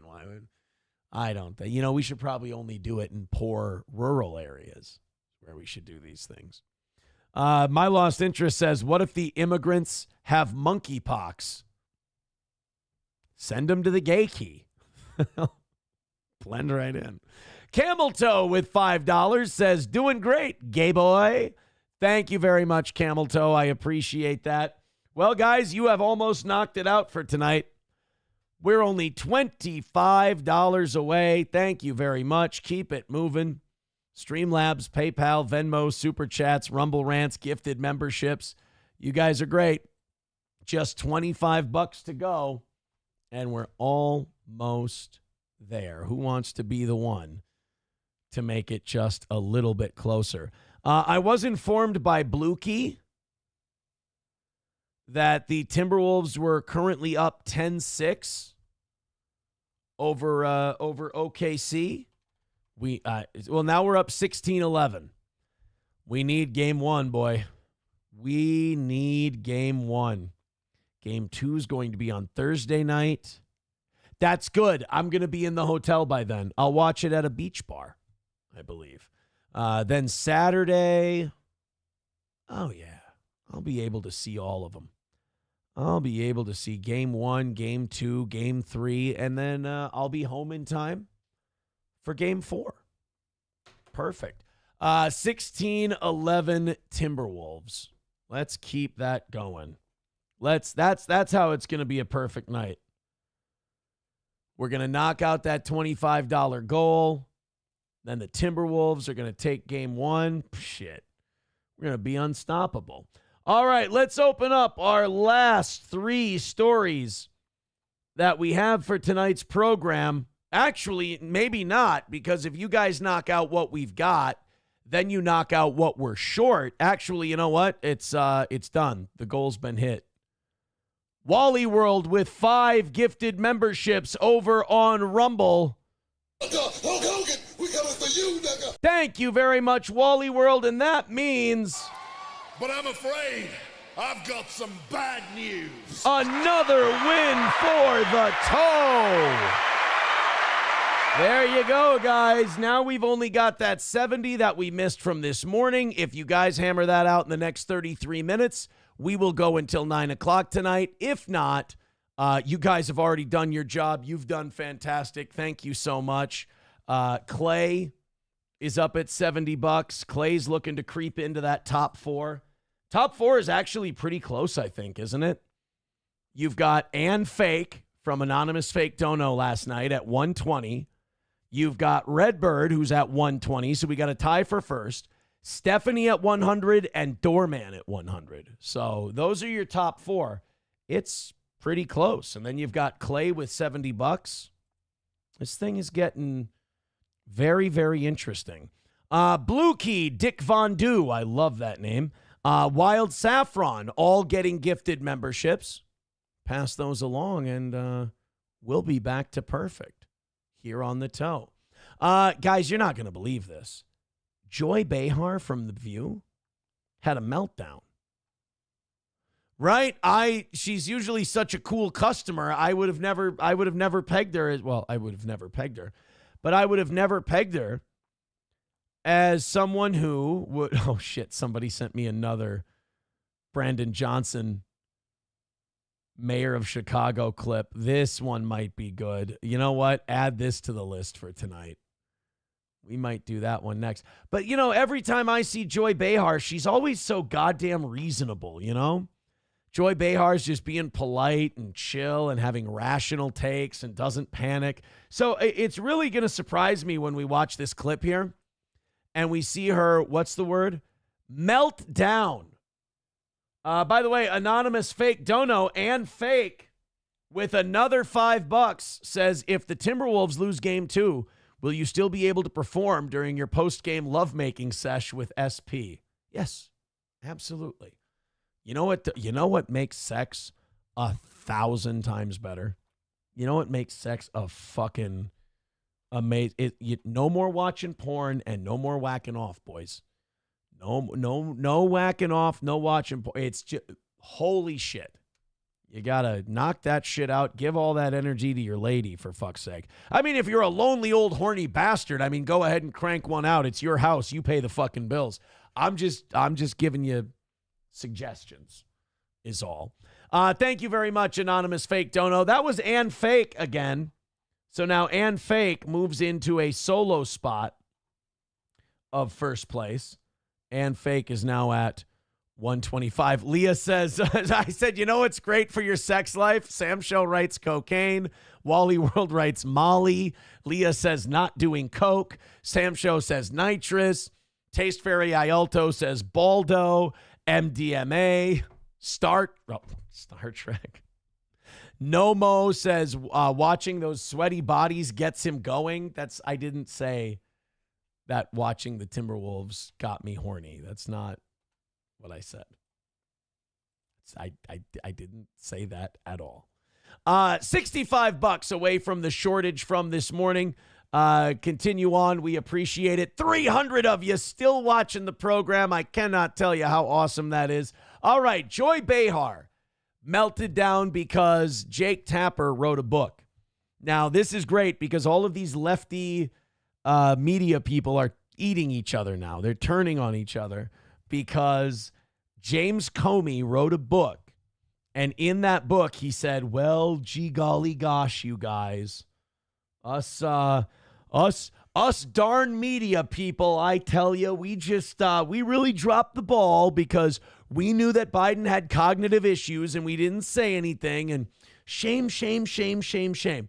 And, you know, I know this isn't going to be a popular take, but I kind of understand where Joy Behar's coming from, because imagine you're all of these liberal media figures and you all had this unspoken agreement that you weren't going to shit talk Biden. You all saw that he was falling apart. You saw that they were just dragging his fucking corpse across the finish line. And then after it's all over, the first guy who spills the beans is going to make all the money and leaves the rest of you holding the bag. I'd be pissed too. Behar could have wrote the book. Rachel Maddow could have wrote the book. Jen Psaki, Corinne Jean-Pierre, all of them, Kamala Harris, they all could have written the book on what a worthless lump of shit Joe Biden was. I wouldn't put it past Jill Biden to write the book or Hunter. But instead, Jake Tapper writes it first, and they all look at him and go, what the fuck's your problem, dude? Well, Joy Behar is not happy about this because she thought they were all on the same page, and it was attack Trump, attack Trump, attack Trump. And she doesn't understand why Comey's going after Biden. I'll give you a hint that rhymes with honey. Not only that, but he also said that Joe Biden has stage 9 cancer. Oh, really? Where did he come up with that? When is Jake Tapper going to write a book about the cognitive decline of the person who is in charge right now? Oh, see, there we go. Leave it to the View to go, yeah, but Trump. Hey, Joy, how you going to spin your way out of this one? James Comey says that Joe Biden had cognitive problems, and we all knew about it, and we covered it up. What are you going to say? But Trump. Oh, it's their excuse for everything. I would like to respond to that because a factor in why we're in the situation we're in is because Joe Biden decided to stay in the race. And I want to speak to Jake Tapper and Alec Thompson specifically because I'm friends with both of them, colleagues with both of them. And I don't think there is anyone who could credibly accuse, especially Jake Tapper, of not critically covering Donald Trump for the last 10 years. Right. Like this idea that Joy Behar's like, why are they being so hard on Joe Biden? Why don't they criticize Trump? Are you saying that with a straight face?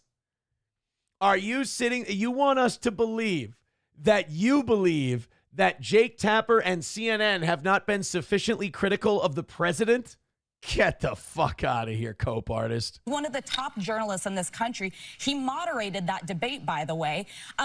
This is where I take issue with some. But by the way, moderated that debate, man. They tried to drag Joe Biden's ass across that finish line, and they couldn't help him because he kept saying shit like, we defeated Medicare. What? We defeated Medicare. Like, honestly, post-stroke John Fetterman could have done a better job than Biden did. Some folks on the left, we stand with journalists, we stand with the free press when they're going after their opponents like Donald Trump. But when they critically cover Democrats as, oh no, they're lying, it's fairy dust, it's not true. I just want to point out that was his granddaughter. And by the way, with the family, I take exception. Anyone's going to defend their family. But with political figures who are coming out and attacking these two journalists, how is that pro-democracy? How is it pro-fourth estate to say, wait a second. Alyssa, you're confused, honey. You thought that those people really gave a fuck about those principles. No. It was just useful at the time when Trump was criticizing the press. Now they don't need it anymore. That's why. And they're all mad at Jake Tapper because not because he's attacking Biden and not attacking Trump. They're mad at him because he's the one who's going to make all the money telling the story first. When you come after Democrats, I saw him the other day, and all he's doing is hawking his book on the CNN. And he's flanked by other people, Ryan Stelter and Van Jones also hawking his book. When did CNN become a place to hawk your book? What? Every time Larry King had a fucking guest on CNN back in the 90s and early 2000s, it was, and his new book, From Yellow to Red, My Journey as Hulk Hogan, is out in stores now. Like, that's what the media does. They bring someone on, they promote their book. Every time, like when I was in my 20s and I would watch The Daily Show or I would watch O'Reilly or so, I was really cool in my 20s, watch O'Reilly. They would go like, our guest tonight is so-and-so, and he has a book called Why Republicans Are Gay as Fuck, dude. Here's our guest. That's what they do. Again, it's not that you don't like that they're hawking books. You don't like the message this time. Just be honest. I would have such less of a problem with these people if they would stop wiggling like a worm on a hook and just accept you are what you are and you can't help it. Is Wolf Blitzer coming out with a cookbook? But by the way, I would buy that. I would love that. You know how wholesome that would be? It's actually a great idea. Can we get a Wolf Blitzer cookbook? Please. The man's been alive for like 80 years. I'm sure he knows some great recipes. He's probably got a great grandmother that he knew who like lived during the Civil War, and like she makes amazing flatbread. The reason he didn't publish it at the time to respond to the Jon Stewart of it, people said they weren't willing to talk on the record at the time because of fear of retribution. And I think that speaks to a bigger... And I will say this, the minute those people were willing to go on the record, Jake Tapper was like, hold on, go ahead. In our government, the people who work for powerful figures feel like they cannot come out with the truth about their concerns and they have to wait till later. Meanwhile, on the flip side of that, in the Trump administration, every other day you got MSNBC going, oh, an unnamed, an unnamed source has told us that Donald Trump called RFK Jr. the N-word. And it's... Oh, there we go. That's the clip. I paused it right at the perfect time. Right when the girls were done bitching about Jake Tapper. Yeah, I honestly think they're all just jealous that he got the first book. You know, they wanted to write it. And that he's insulting the wrong guy. But I mean, if the media is going to be taken seriously at all, they do have to put, I don't want to say bury Joe Biden because of the cancer diagnosis and everything, but like they've got to put that old ghost to bed.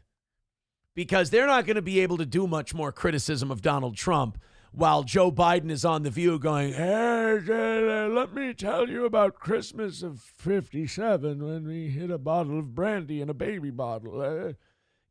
Jill, take over. I'm in the bag.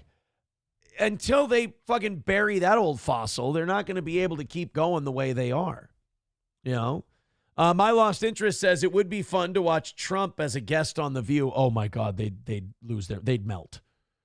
Those women would melt. Remember what happened when they threw the water on Bette Midler and Hocus Pocus? Remember when that happened? It would look like that. Wait, am I mixing up my witch movies? That was the Wizard of Oz. No. The sun came up on the witches in Hocus Pocus and they turned to stone, right? I know something you don't know about. Oh, what's that? Daylight savings time. Boom! And the sun comes up and those bitches is dead. I can't believe I still remember Hocus Pocus. You know, the kids this weekend were telling me that they've never seen Hocus Pocus. I think I know what our next movie night is. That movie, still solid. Like there are certain movies that you would never watch by yourself. Or like with your significant other. But there's movies where you're like, if I have to show this one to the kids, I won't feel like hanging myself. Like this one will work. This is a good compromise movie. Hocus Pocus would be one of those. We are $65 short from this morning. We will go until 9 o'clock tonight. If you guys knock out that 65, if not, you don't have to. You have knocked out your goal this evening. You have done great. Thank you very much. If you want to throw a little more in there, we're fine with it. If not, you've done your work. Sit back and enjoy yourself for the next 20 minutes or so. Just make sure you hit like, you hit follow, you hit subscribe, all of that good stuff.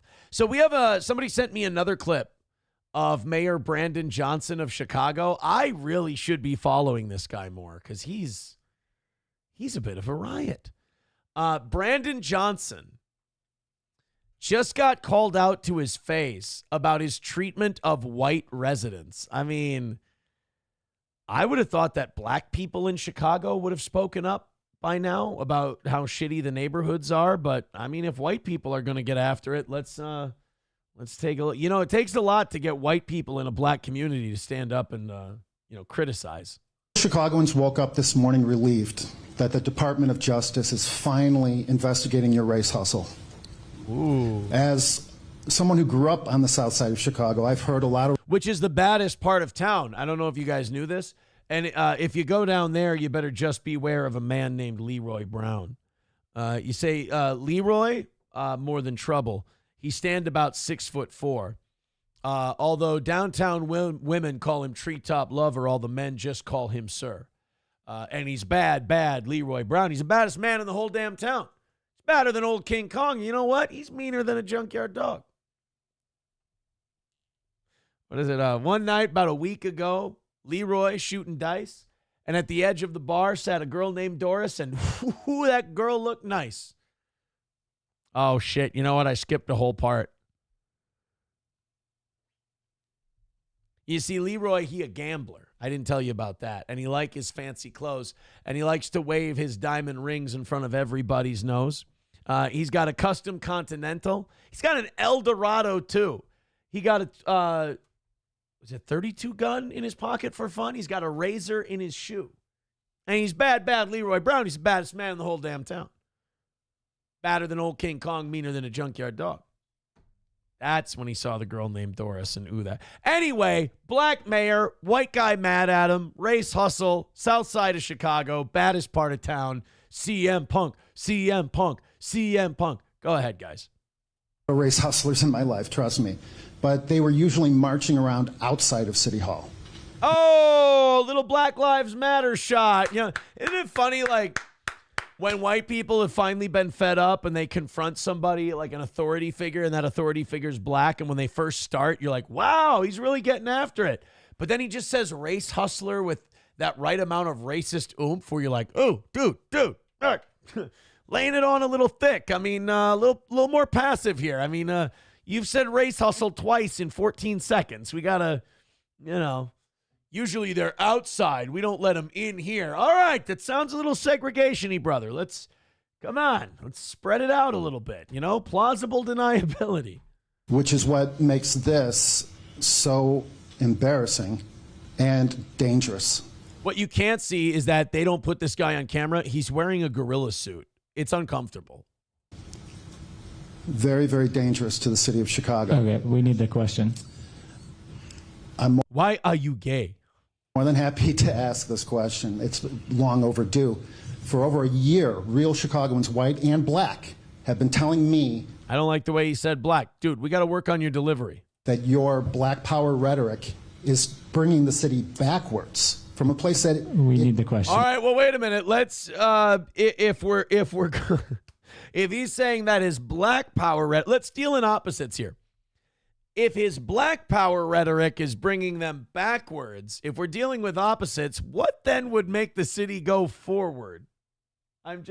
No. If I'm applying his reasoning is what I'm saying. If black power moves them backwards, what would it be that would move them forward? I can't put my finger on. I'm sure it'll come to me. Had overcome. You want the question? Please. Real Chicagoans want to know. Why are you a racist? See, that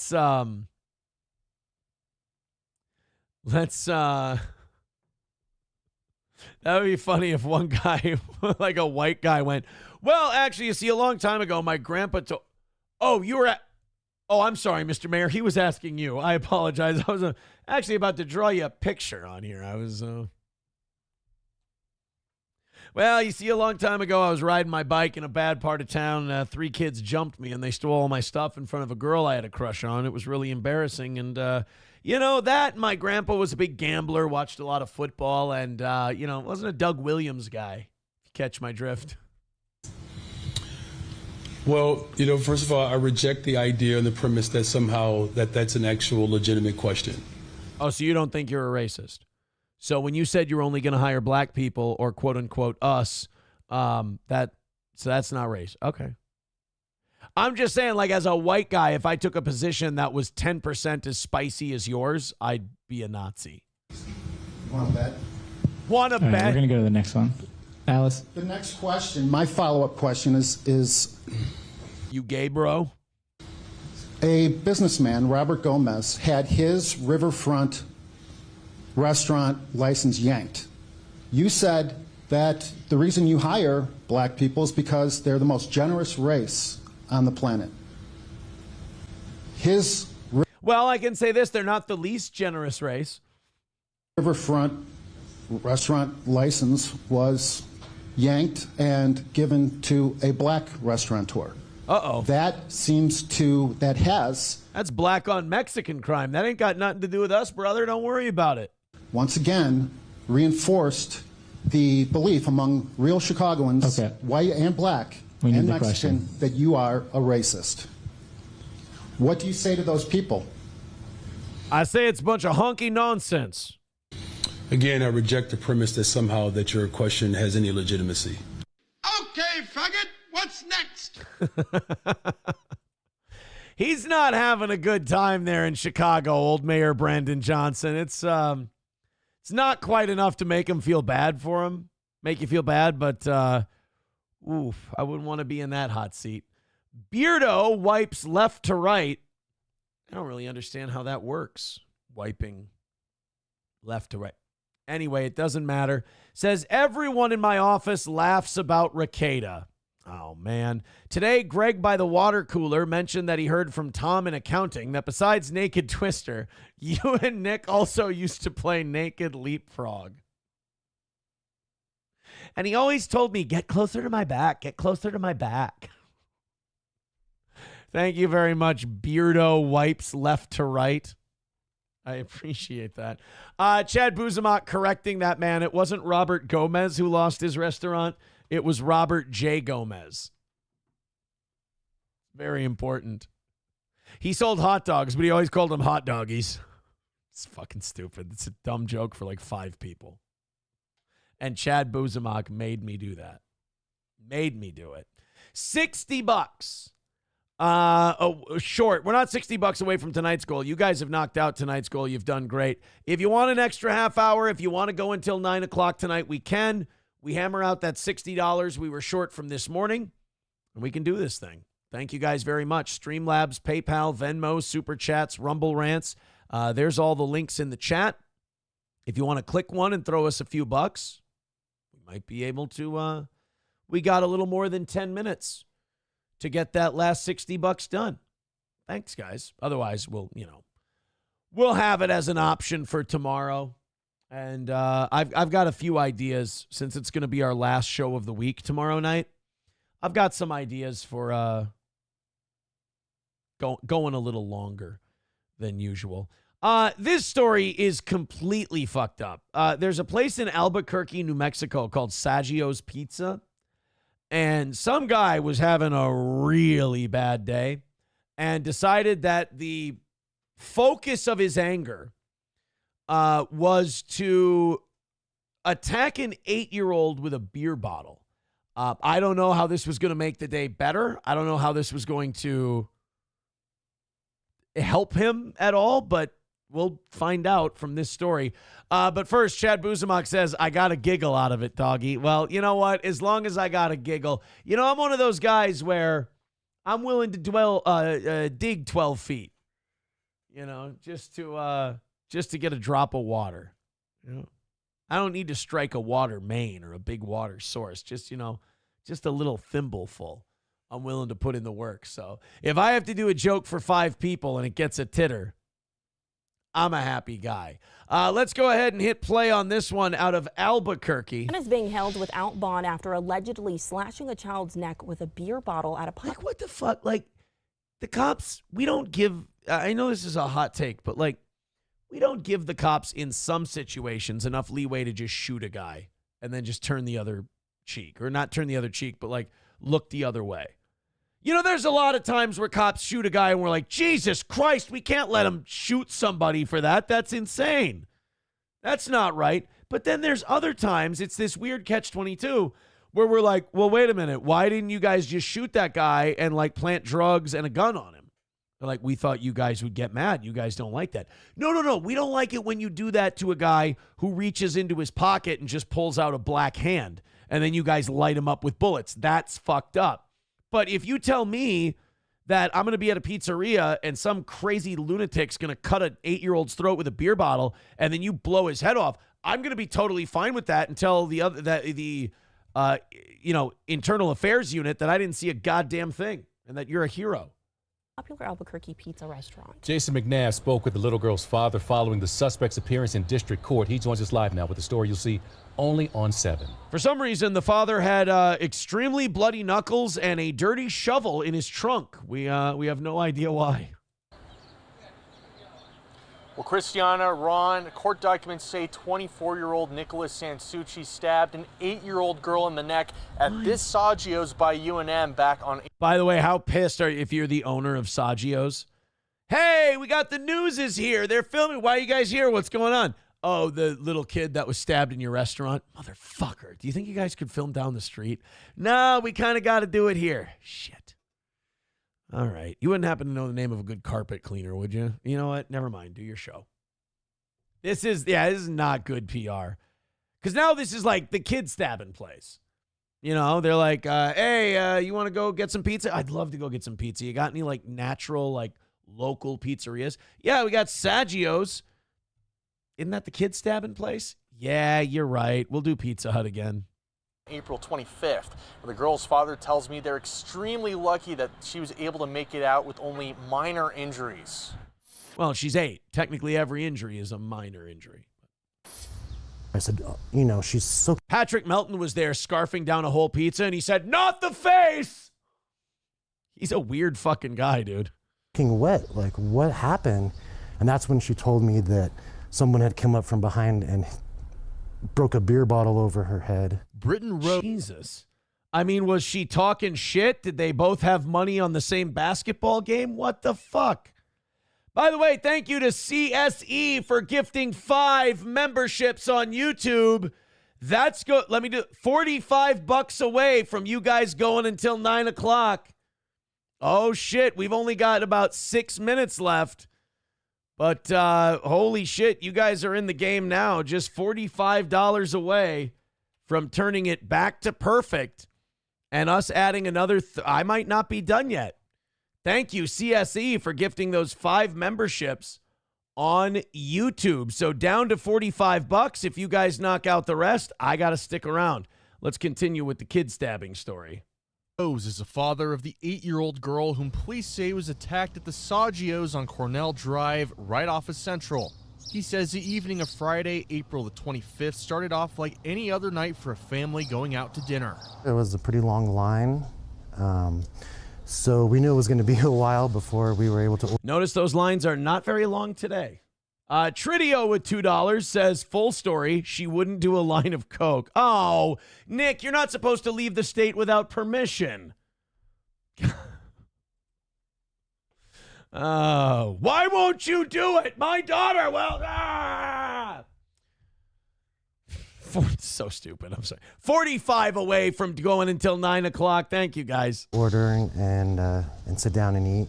Rose says his wife took his daughter to see the murals in the restaurant while they waited. That's when commotion broke out. That's when I heard my wife from across the restaurant yelling, no, no, stop. And then I knew that there was something going on with my family. If you're a dude and you're in that place and you see that happening to an 8-year-old and you don't immediately jump in and go after that guy and risk getting fucked up yourself, you're not a man. Police say this man, 24-year-old... Holy shit! Bring back state hospitals. I mean, this guy's a fucking dead ringer for a straitjacket in a padded room. This should not be walking around. You see, I mean... This is the whitest person I've ever seen, and I'd still cross the street if he was walking on the same side as me. Nicholas Sansucci broke a beer bottle over the 8-year-old's head and then stabbed and sliced her in the neck with the glass. What the fuck? Kill him. According to court documents, Sansucci accused the 8-year-old of being, quote, in his way. Well, then you know what? The cops should have said, he's in our way. I mean, what a waste of a life. She did nothing, my daughter did nothing to provoke this attack in any way. No, sir, I understand, I get it. You have to say that for the news. None of us were thinking it. Well, except Sam Show. He just wanted to see if your name had Steen or Berg in it before he made his decision. Luckily, major arteries were missed, and an off-duty paramedic and ICU nurse happened to be sitting nearby when it happened. Nonetheless, they're in the healthcare industry. Not eating very healthy, are we? Rose said she required 19 stitches for 4 lacerations. They jumped right into action. They were applying pressure. They were making sure she was calm and talking to her. KOAT was there in the courtroom alongside Rose as Sansucci was arraigned in district court Monday morning. He pled not guilty to child abuse resulting in great bodily harm, aggravated battery with a... The judge looks like the Burl Ives snowman from Rudolph the Red-Nosed Reindeer. That's a cool beard. Yeah, just as soon as this guy gets back to Gen Pop, beat the fuck out of him. Deadly weapon and aggravated assault with a deadly weapon. He's being held without bond. It's anger, you're mad, but at the same time, I'm happy that he's being held behind bars. I'm happy, and that... If I didn't get a swing on this guy, I'm not happy he's behind bars. If I got a couple of free shots in, then I can be at peace. The DA has made it clear that they're taking the case very seriously. In other words, if it's a pussy district, then, he'll get like a year and a half and he'll be out again. How much time could Sansucci be looking at behind bars? Our KOAT legal expert weighs in at 6 o'clock. What? You cock-teased son of a bitch. You're going to be standing out in front of that pizzeria until the fucking rapture. You deserve it, you dick. All right, guys, we ended up, we knocked out the goal today, and we carved almost $30 off of that miss that we had today. So I can't leave yet. We got 2 minutes left, but only 45 extra. Only 45 short. Now, Chad Buzamok is saying, do the extra time. The 45 will come in. I don't know. I like to give you guys what you want, and you're usually very good about this stuff. You are. But I don't know. My lost interest says 45 on credit. I don't know. I think I'd have to see a goodwill contribution. Like if 10 comes in before I'm out of here, then I think I can do it on credit for you. You guys have been, you're the evening show crowd. You have been fucking awesome so far tonight. But I don't know. 45's a little steep for just assuming they're going to knock it out in 30 minutes. He says, Night Crew always has your back. Brian says, do it for Johnny. Well, I say this. Whatever we go over that 45 on Venmo, PayPal, Rumble, we will give to Johnny, of course. Mr. Beat says, McBuster got a membership. Did you count that? Wait a minute. What? What the fuck? Oh, no. McBuster did one of his bits. He goes, was gifted a membership by Melton's AI CP collection. It's very funny. Yeah, someone donate $5, then steal back Johnny's 40. That's not very nice. Toe Rogan with $5 says, continue, sir.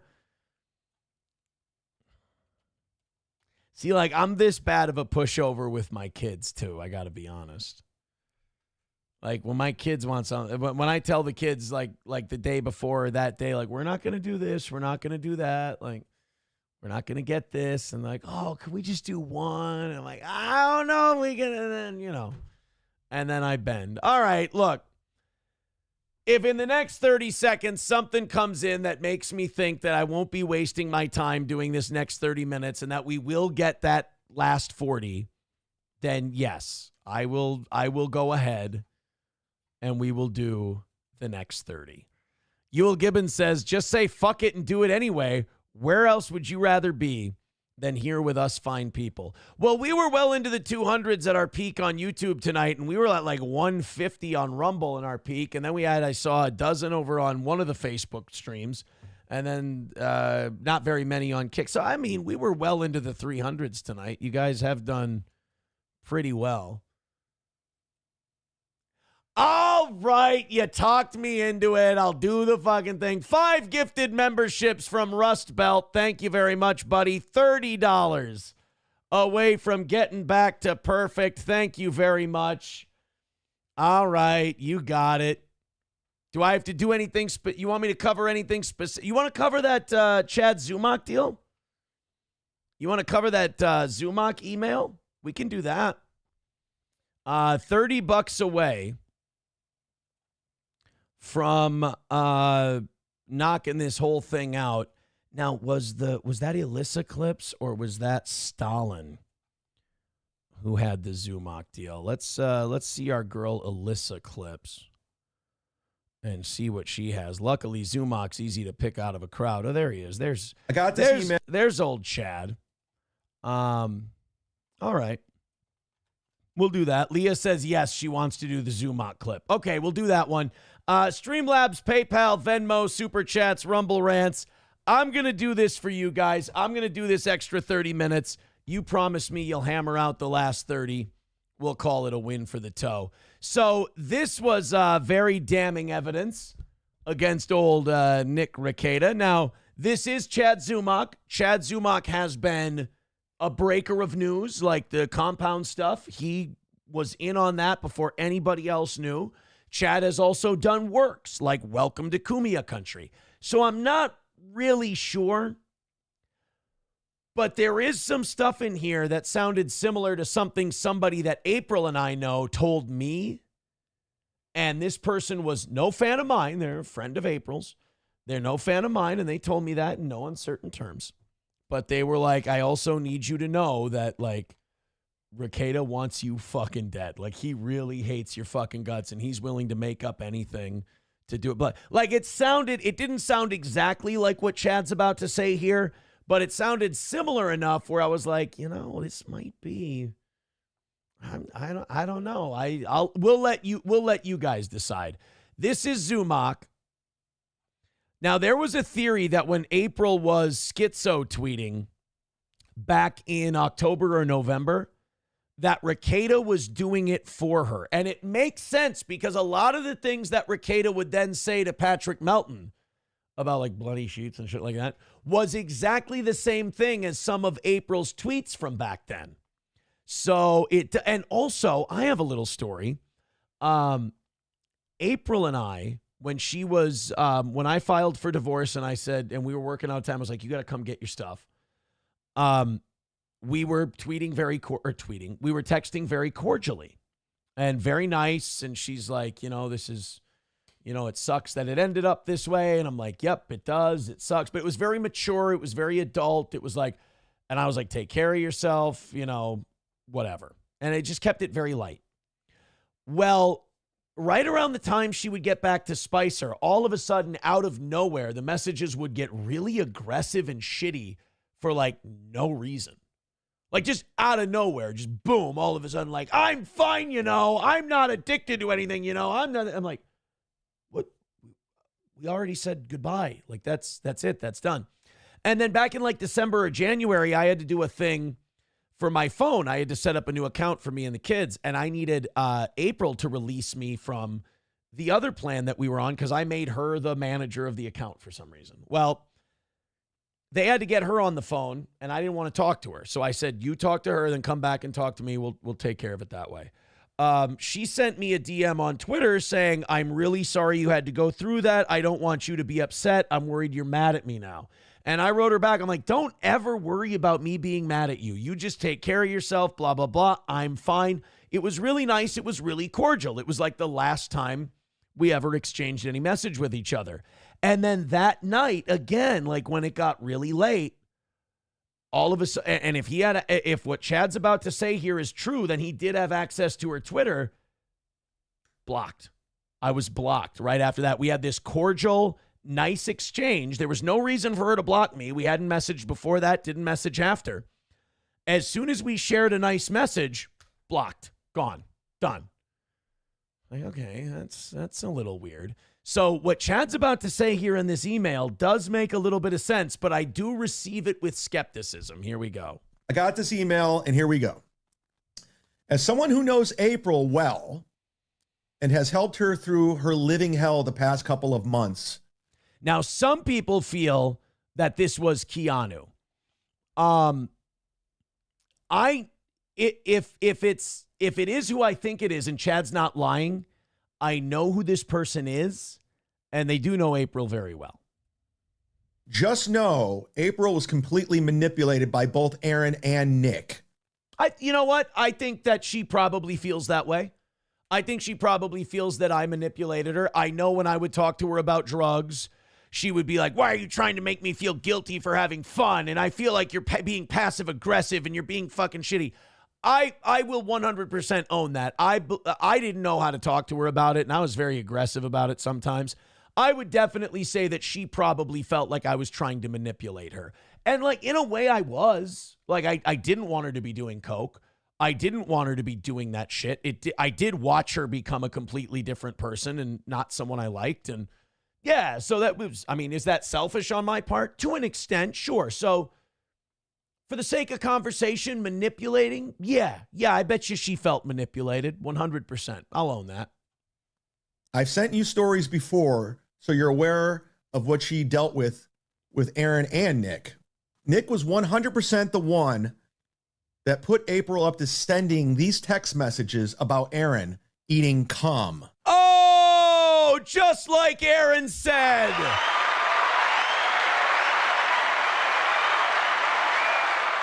Did I not say that it's kind of weird that it took them 7 months to come up with this bullshit story?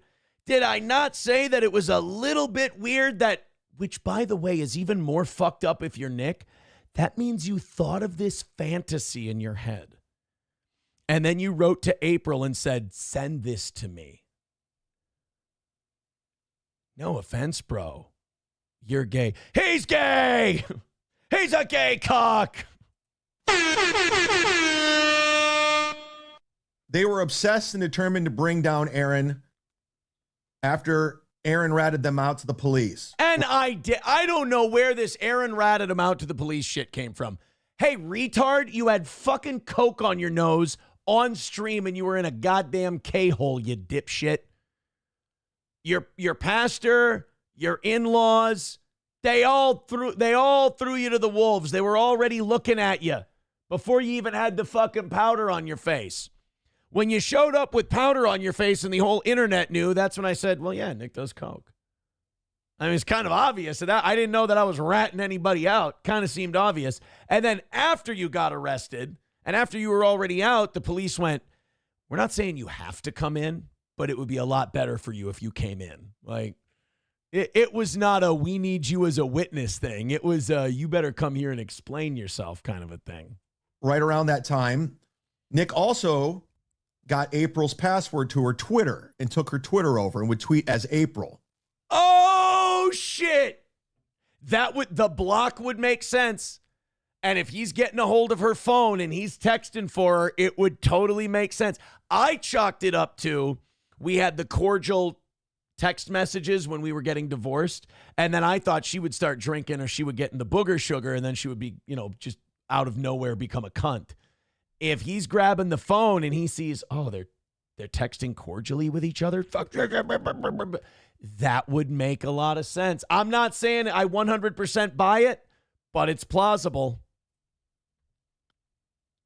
Nick had completely brainwashed her at one point when she was at her lowest point. Oh, yeah. Nick used to do that narcissistic triangulation shit where he would tell me, I'm helping you, dude. I'm helping you. I know she's got a problem. She's got a problem, but I'm helping you. Don't you worry about it. And then she would go to her, or he would go to her and he would go, you got to, he's just out of line with this not wanting you to do coke thing. He just doesn't want you to have fun. And it's just not. And he would tell her shit like, oh, yeah, he's talking shit about you on the show. Because she would go, friends of mine are telling me that you're saying shit about me on the show. I'm like, fucking not. Are you out of your mind? It's fucking him. So he did that narcissistic triangulation shit. I mean, which he's an insecure coward. I mean, he's a skelly. What are you going to do? Took advantage of her. I'm only sharing this with you because you seem to be the only guy who doesn't really take sides with Aaron and Nick. I got to give Chad that. That's 100% accurate. Whether this is bullshit or this is real, that is true. I don't like how you've treated April in the past. You said awful things. She's my friend. But I understand she wasn't nice to you at the time, but I assure you she's a great person. See, this doesn't sound like he's making this up. This does seem like he's reading an email. So in order for this to be fake, he'd have to be a psycho who wrote this to himself, which, again, I'm not ruling out. Without giving up who I am, just know April is in a better place. And as much as Aaron was awful to her, I apologize. I'll say that. Yeah, I was awful to her, I would say, in the last few months. I was mean. Like, I wanted things a certain way. And that thing was no drugs, which you can say, well, Aaron, that's a good thing. Yeah, but still, I was a dick about it. Like, I was frustrated and I was angry and I was mean about it. We had fucking shouting matches over it. So, I mean, just because what I wanted, most people would see as a healthy, reasonable thing, doesn't mean I went about it like a gentleman. I was a fucking dick about it. Nick was way worse in the end. I think it's gross that Nick was being celebrated at that event in Vegas.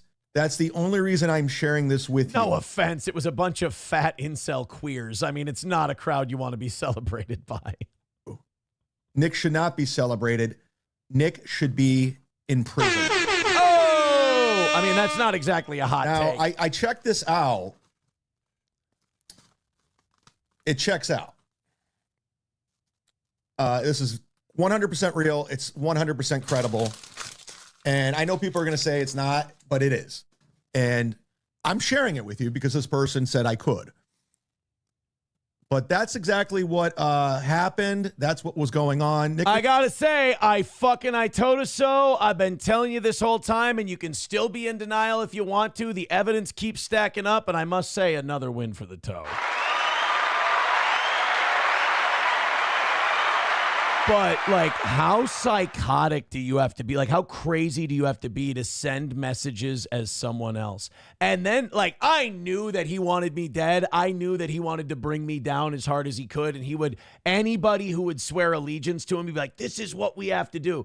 You have to remember, in my discovery, his statement to police was 15 pages long.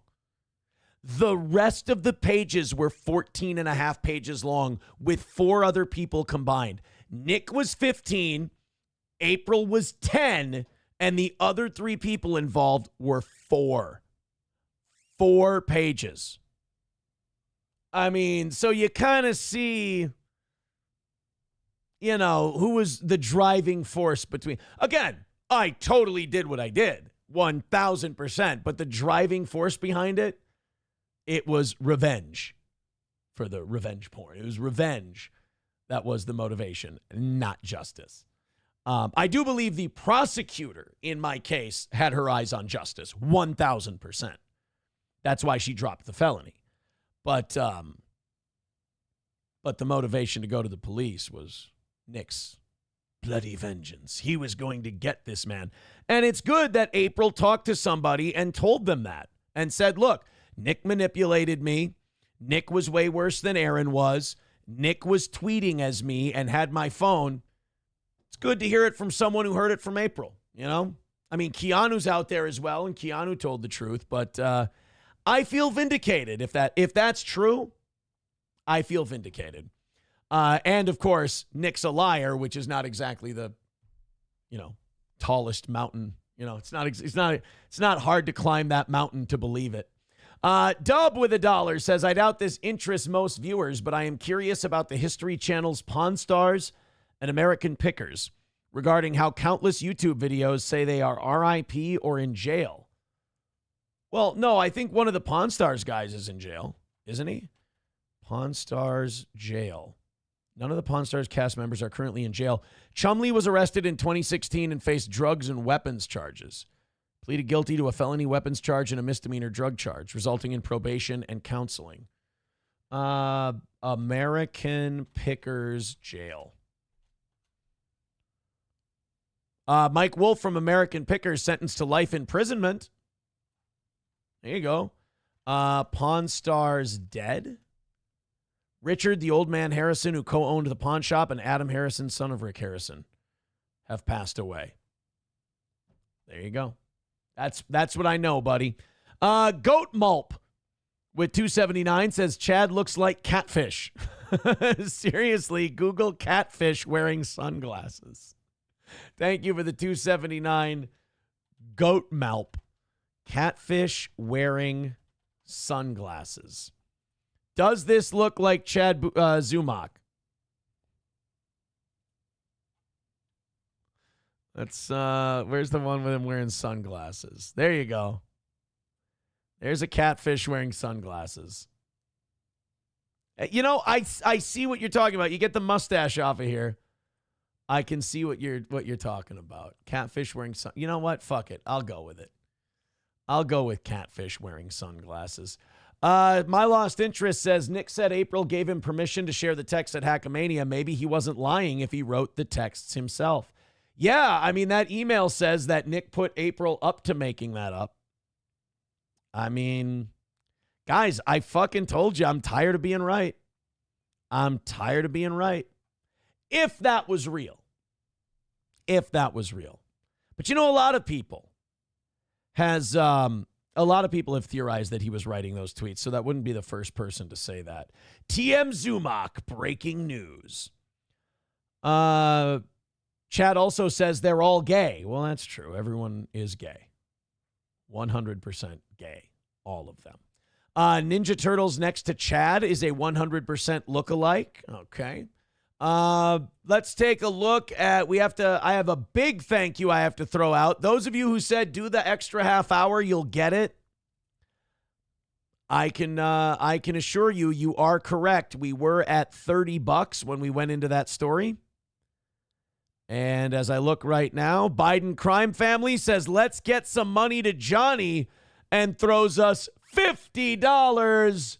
Throw that man an Olbermann. They are afraid. Not only that, but also it's a second win for the toe tonight.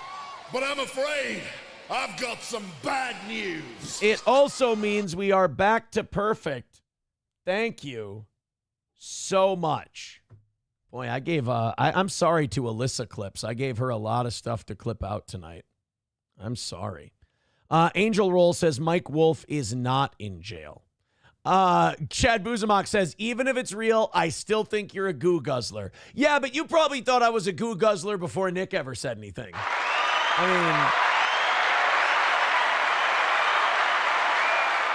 In fairness, you've probably thought of me as a goo guzzler for quite some time.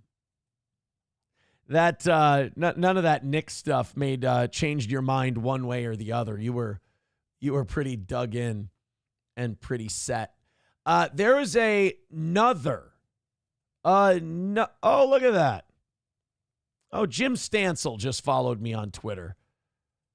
I was already following Stansel. Stansel wasn't following me back. What a fucking cunt. Huh.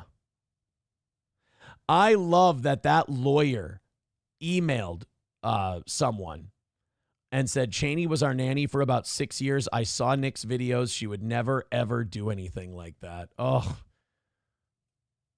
Felted, etc. PPP? Oh, buddy! What? The guy just cannot stop stepping in shit. It's fantastic. So this Belichick-Jordan Hudson thing, it's still continuing. The New York Times released a report today. People are obsessed with this Belichick-Hudson thing because we all like a succubus story, you know? We all like a story where we think some young chick is sucking the life force out of a 73-year-old man, and not in a good way. She's taking advantage of him. She's taking his money. She's fucking him over. We want to believe that's true because it's a juicy story. We don't want to believe that a 73-year-old man and a 24-year-old woman have a relationship. They have an understanding with each other. They're getting along and they enjoy each other's company. She's getting something out of it. He's getting something out of it. We want to believe that there's something nefarious afoot, and the family is just concerned about their dad's well-being, and that they're not, as Colin Cowherd said, trying to keep someone away from their inheritance, which I think Colin Cowherd raised a fair point. So the New York Times dug into this. And now Leah says it's gross. She's abusing him. Now, a lot of people feel that way. The New York Times did a report, and here are some of the wildest details. Belichick and Hudson first met on a flight to West Palm Beach, Florida, in February 2021. By the summer of 2023, she regularly attended New England Patriots training camp practices. That fall, the report noted the couple went public with their relationship.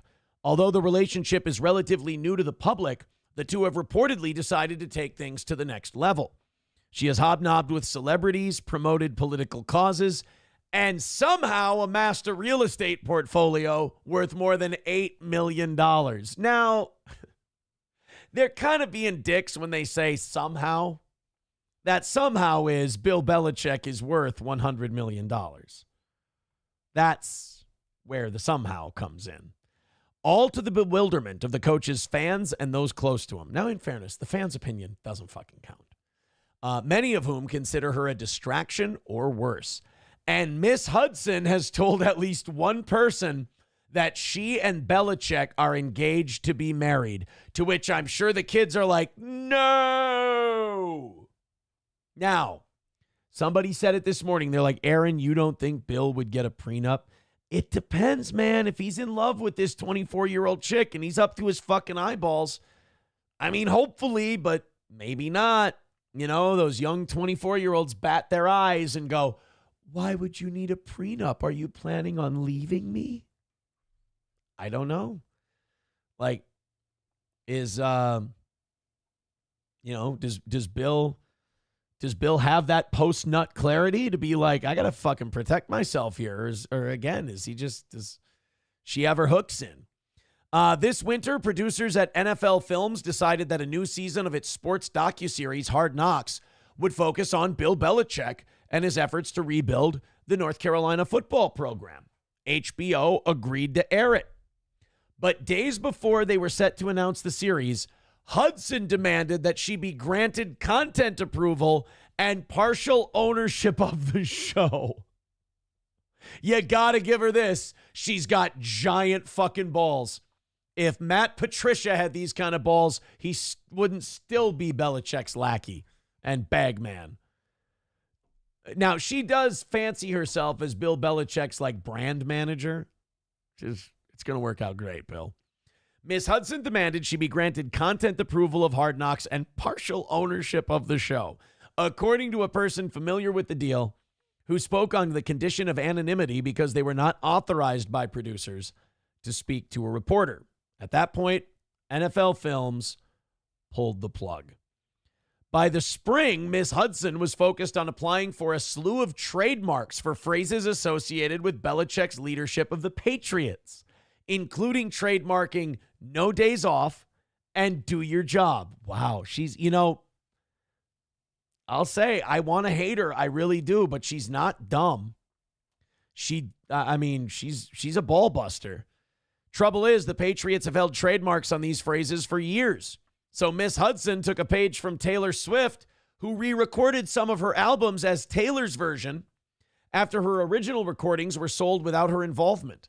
Miss Hudson applied for trademarks on No Days Off, Bill's version, and Do Your Job, Bill's version, among several others. These are actually kind of making me like her a little bit.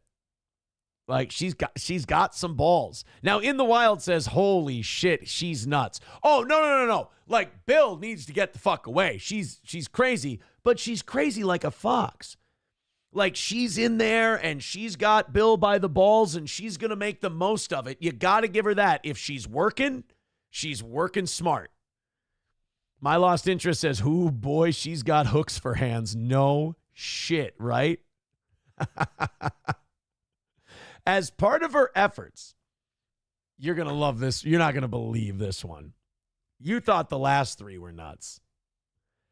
As part of her efforts, Miss Hudson met with Senator Susan Collins. Miss Hudson, you know what? Why don't I throw this to the chat real quick? Why do you think that this Hudson met with Senator Susan Collins? I'll wait for, I know it takes a minute.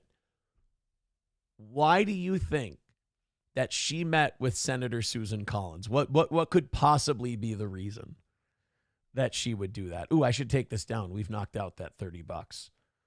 I'm sorry, guys. Yeah, thank you so much for nailing everything tonight. You guys even went over for tomorrow.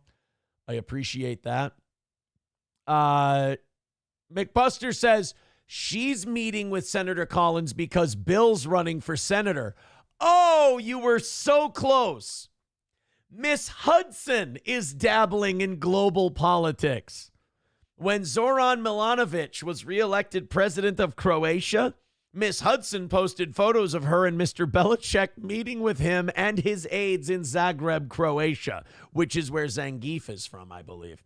Mr. Belichick is of Croatian descent. He's a Slav, and was given an award for representing Croatia in America. The people of Croatia have given you their sacred vote, Ms. Hudson wrote on Instagram. We are looking forward to connecting with you again in the quinquennium. Mr. President. So you guys thought that she was meeting with politicians because he wants to run for office. No. She wants to be in politics. Guys, as long as this relationship lasts, it's going to be fucking wild.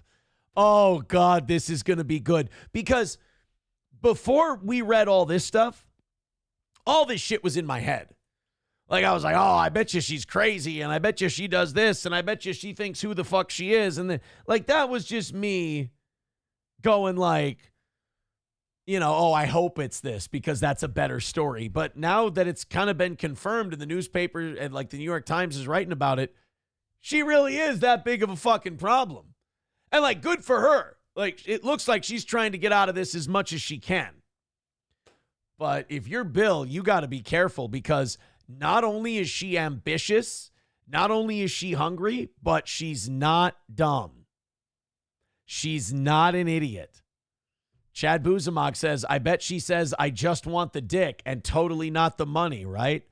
Oh, yeah. She's in it for love and fucking. A 73-year-old man. Oh, man. Bill, God bless you, buddy. Good luck, but be careful. And if you're Bill Belichick's children and you've got your eyes on the prize of that inheritance and you don't want to share any more of that $100 million, you'd better start getting in there. You'd better start getting your dad to sign some papers because I think every day that you don't move on the will and make sure that it's solid, this chick is sinking those hook hands right into it. Go boy. Well, guys, thank you so much for talking me into going the extra half hour because we got some great content out of it. You guys were incredibly generous. We went over tonight. We'll combine that with tomorrow morning and tomorrow evening, and we'll see what we throw over to Johnny. You guys went over by about 30. Not only did you knock out the goal, but you knocked out what we were short by, and then you went over by another 30. So we're going to add that all up with tomorrow morning and tomorrow night, and then and see how it goes. Now, Papa Shab, I did not say another 45 minutes, you shyster. Hey, at halftime, the Timberwolves are winning 48-44 over the Thunder. Hallelujah. Let's hang on and let's get ourselves a Game 1 win. Chad Buzamok says, wait, you have to stay for 2 minutes. I have a clip for you. All right. Hurry it up because I have a feeling there's going to be a lot of seething on Twitter tonight, and I'm excited for that. I'm very pumped about that. You show me what you've got on the way, my man. You show me. He says, stay live for a minute. I have a clip for you. All right, I'm hanging out. I'm hanging around. I'm interested to see. Oh, by the way, if you guys do throw anything at us after we're done here, it will go towards Johnny's pool, if you will. By the way, if you didn't hear earlier tonight, Johnny's leg is doing better. They're keeping him for another day tomorrow. The antibiotics seem to be working on the infection, and so far, so good. In the Wild says those morning scrubs better not slack again. Well, you know, they have another chance. They have another chance. That's all I can say. They've got another shot at it. All right, we doing this or what, Buzamok? No, Sam Show, I'm not asking for a pool. I'm saying that Johnny Come on. What do we got? Come on. Come on, Buzamok. Let's get this moving. I got to go. Okay. I'm officially putting you on the clock. You have 60 seconds starting right. Oh, he says posted for you. Okay. There it is. Oh, it's a 1 second clip. He can't. Come on. He can't do a lot of damage in 1 second, can he? I just want the dick. All right, everybody get out of here. Nothing to see here. We'll talk to you again tomorrow morning. Just 2 goals left. And I've got some very special offers for you tomorrow night. We might do a marathon show. Take it easy.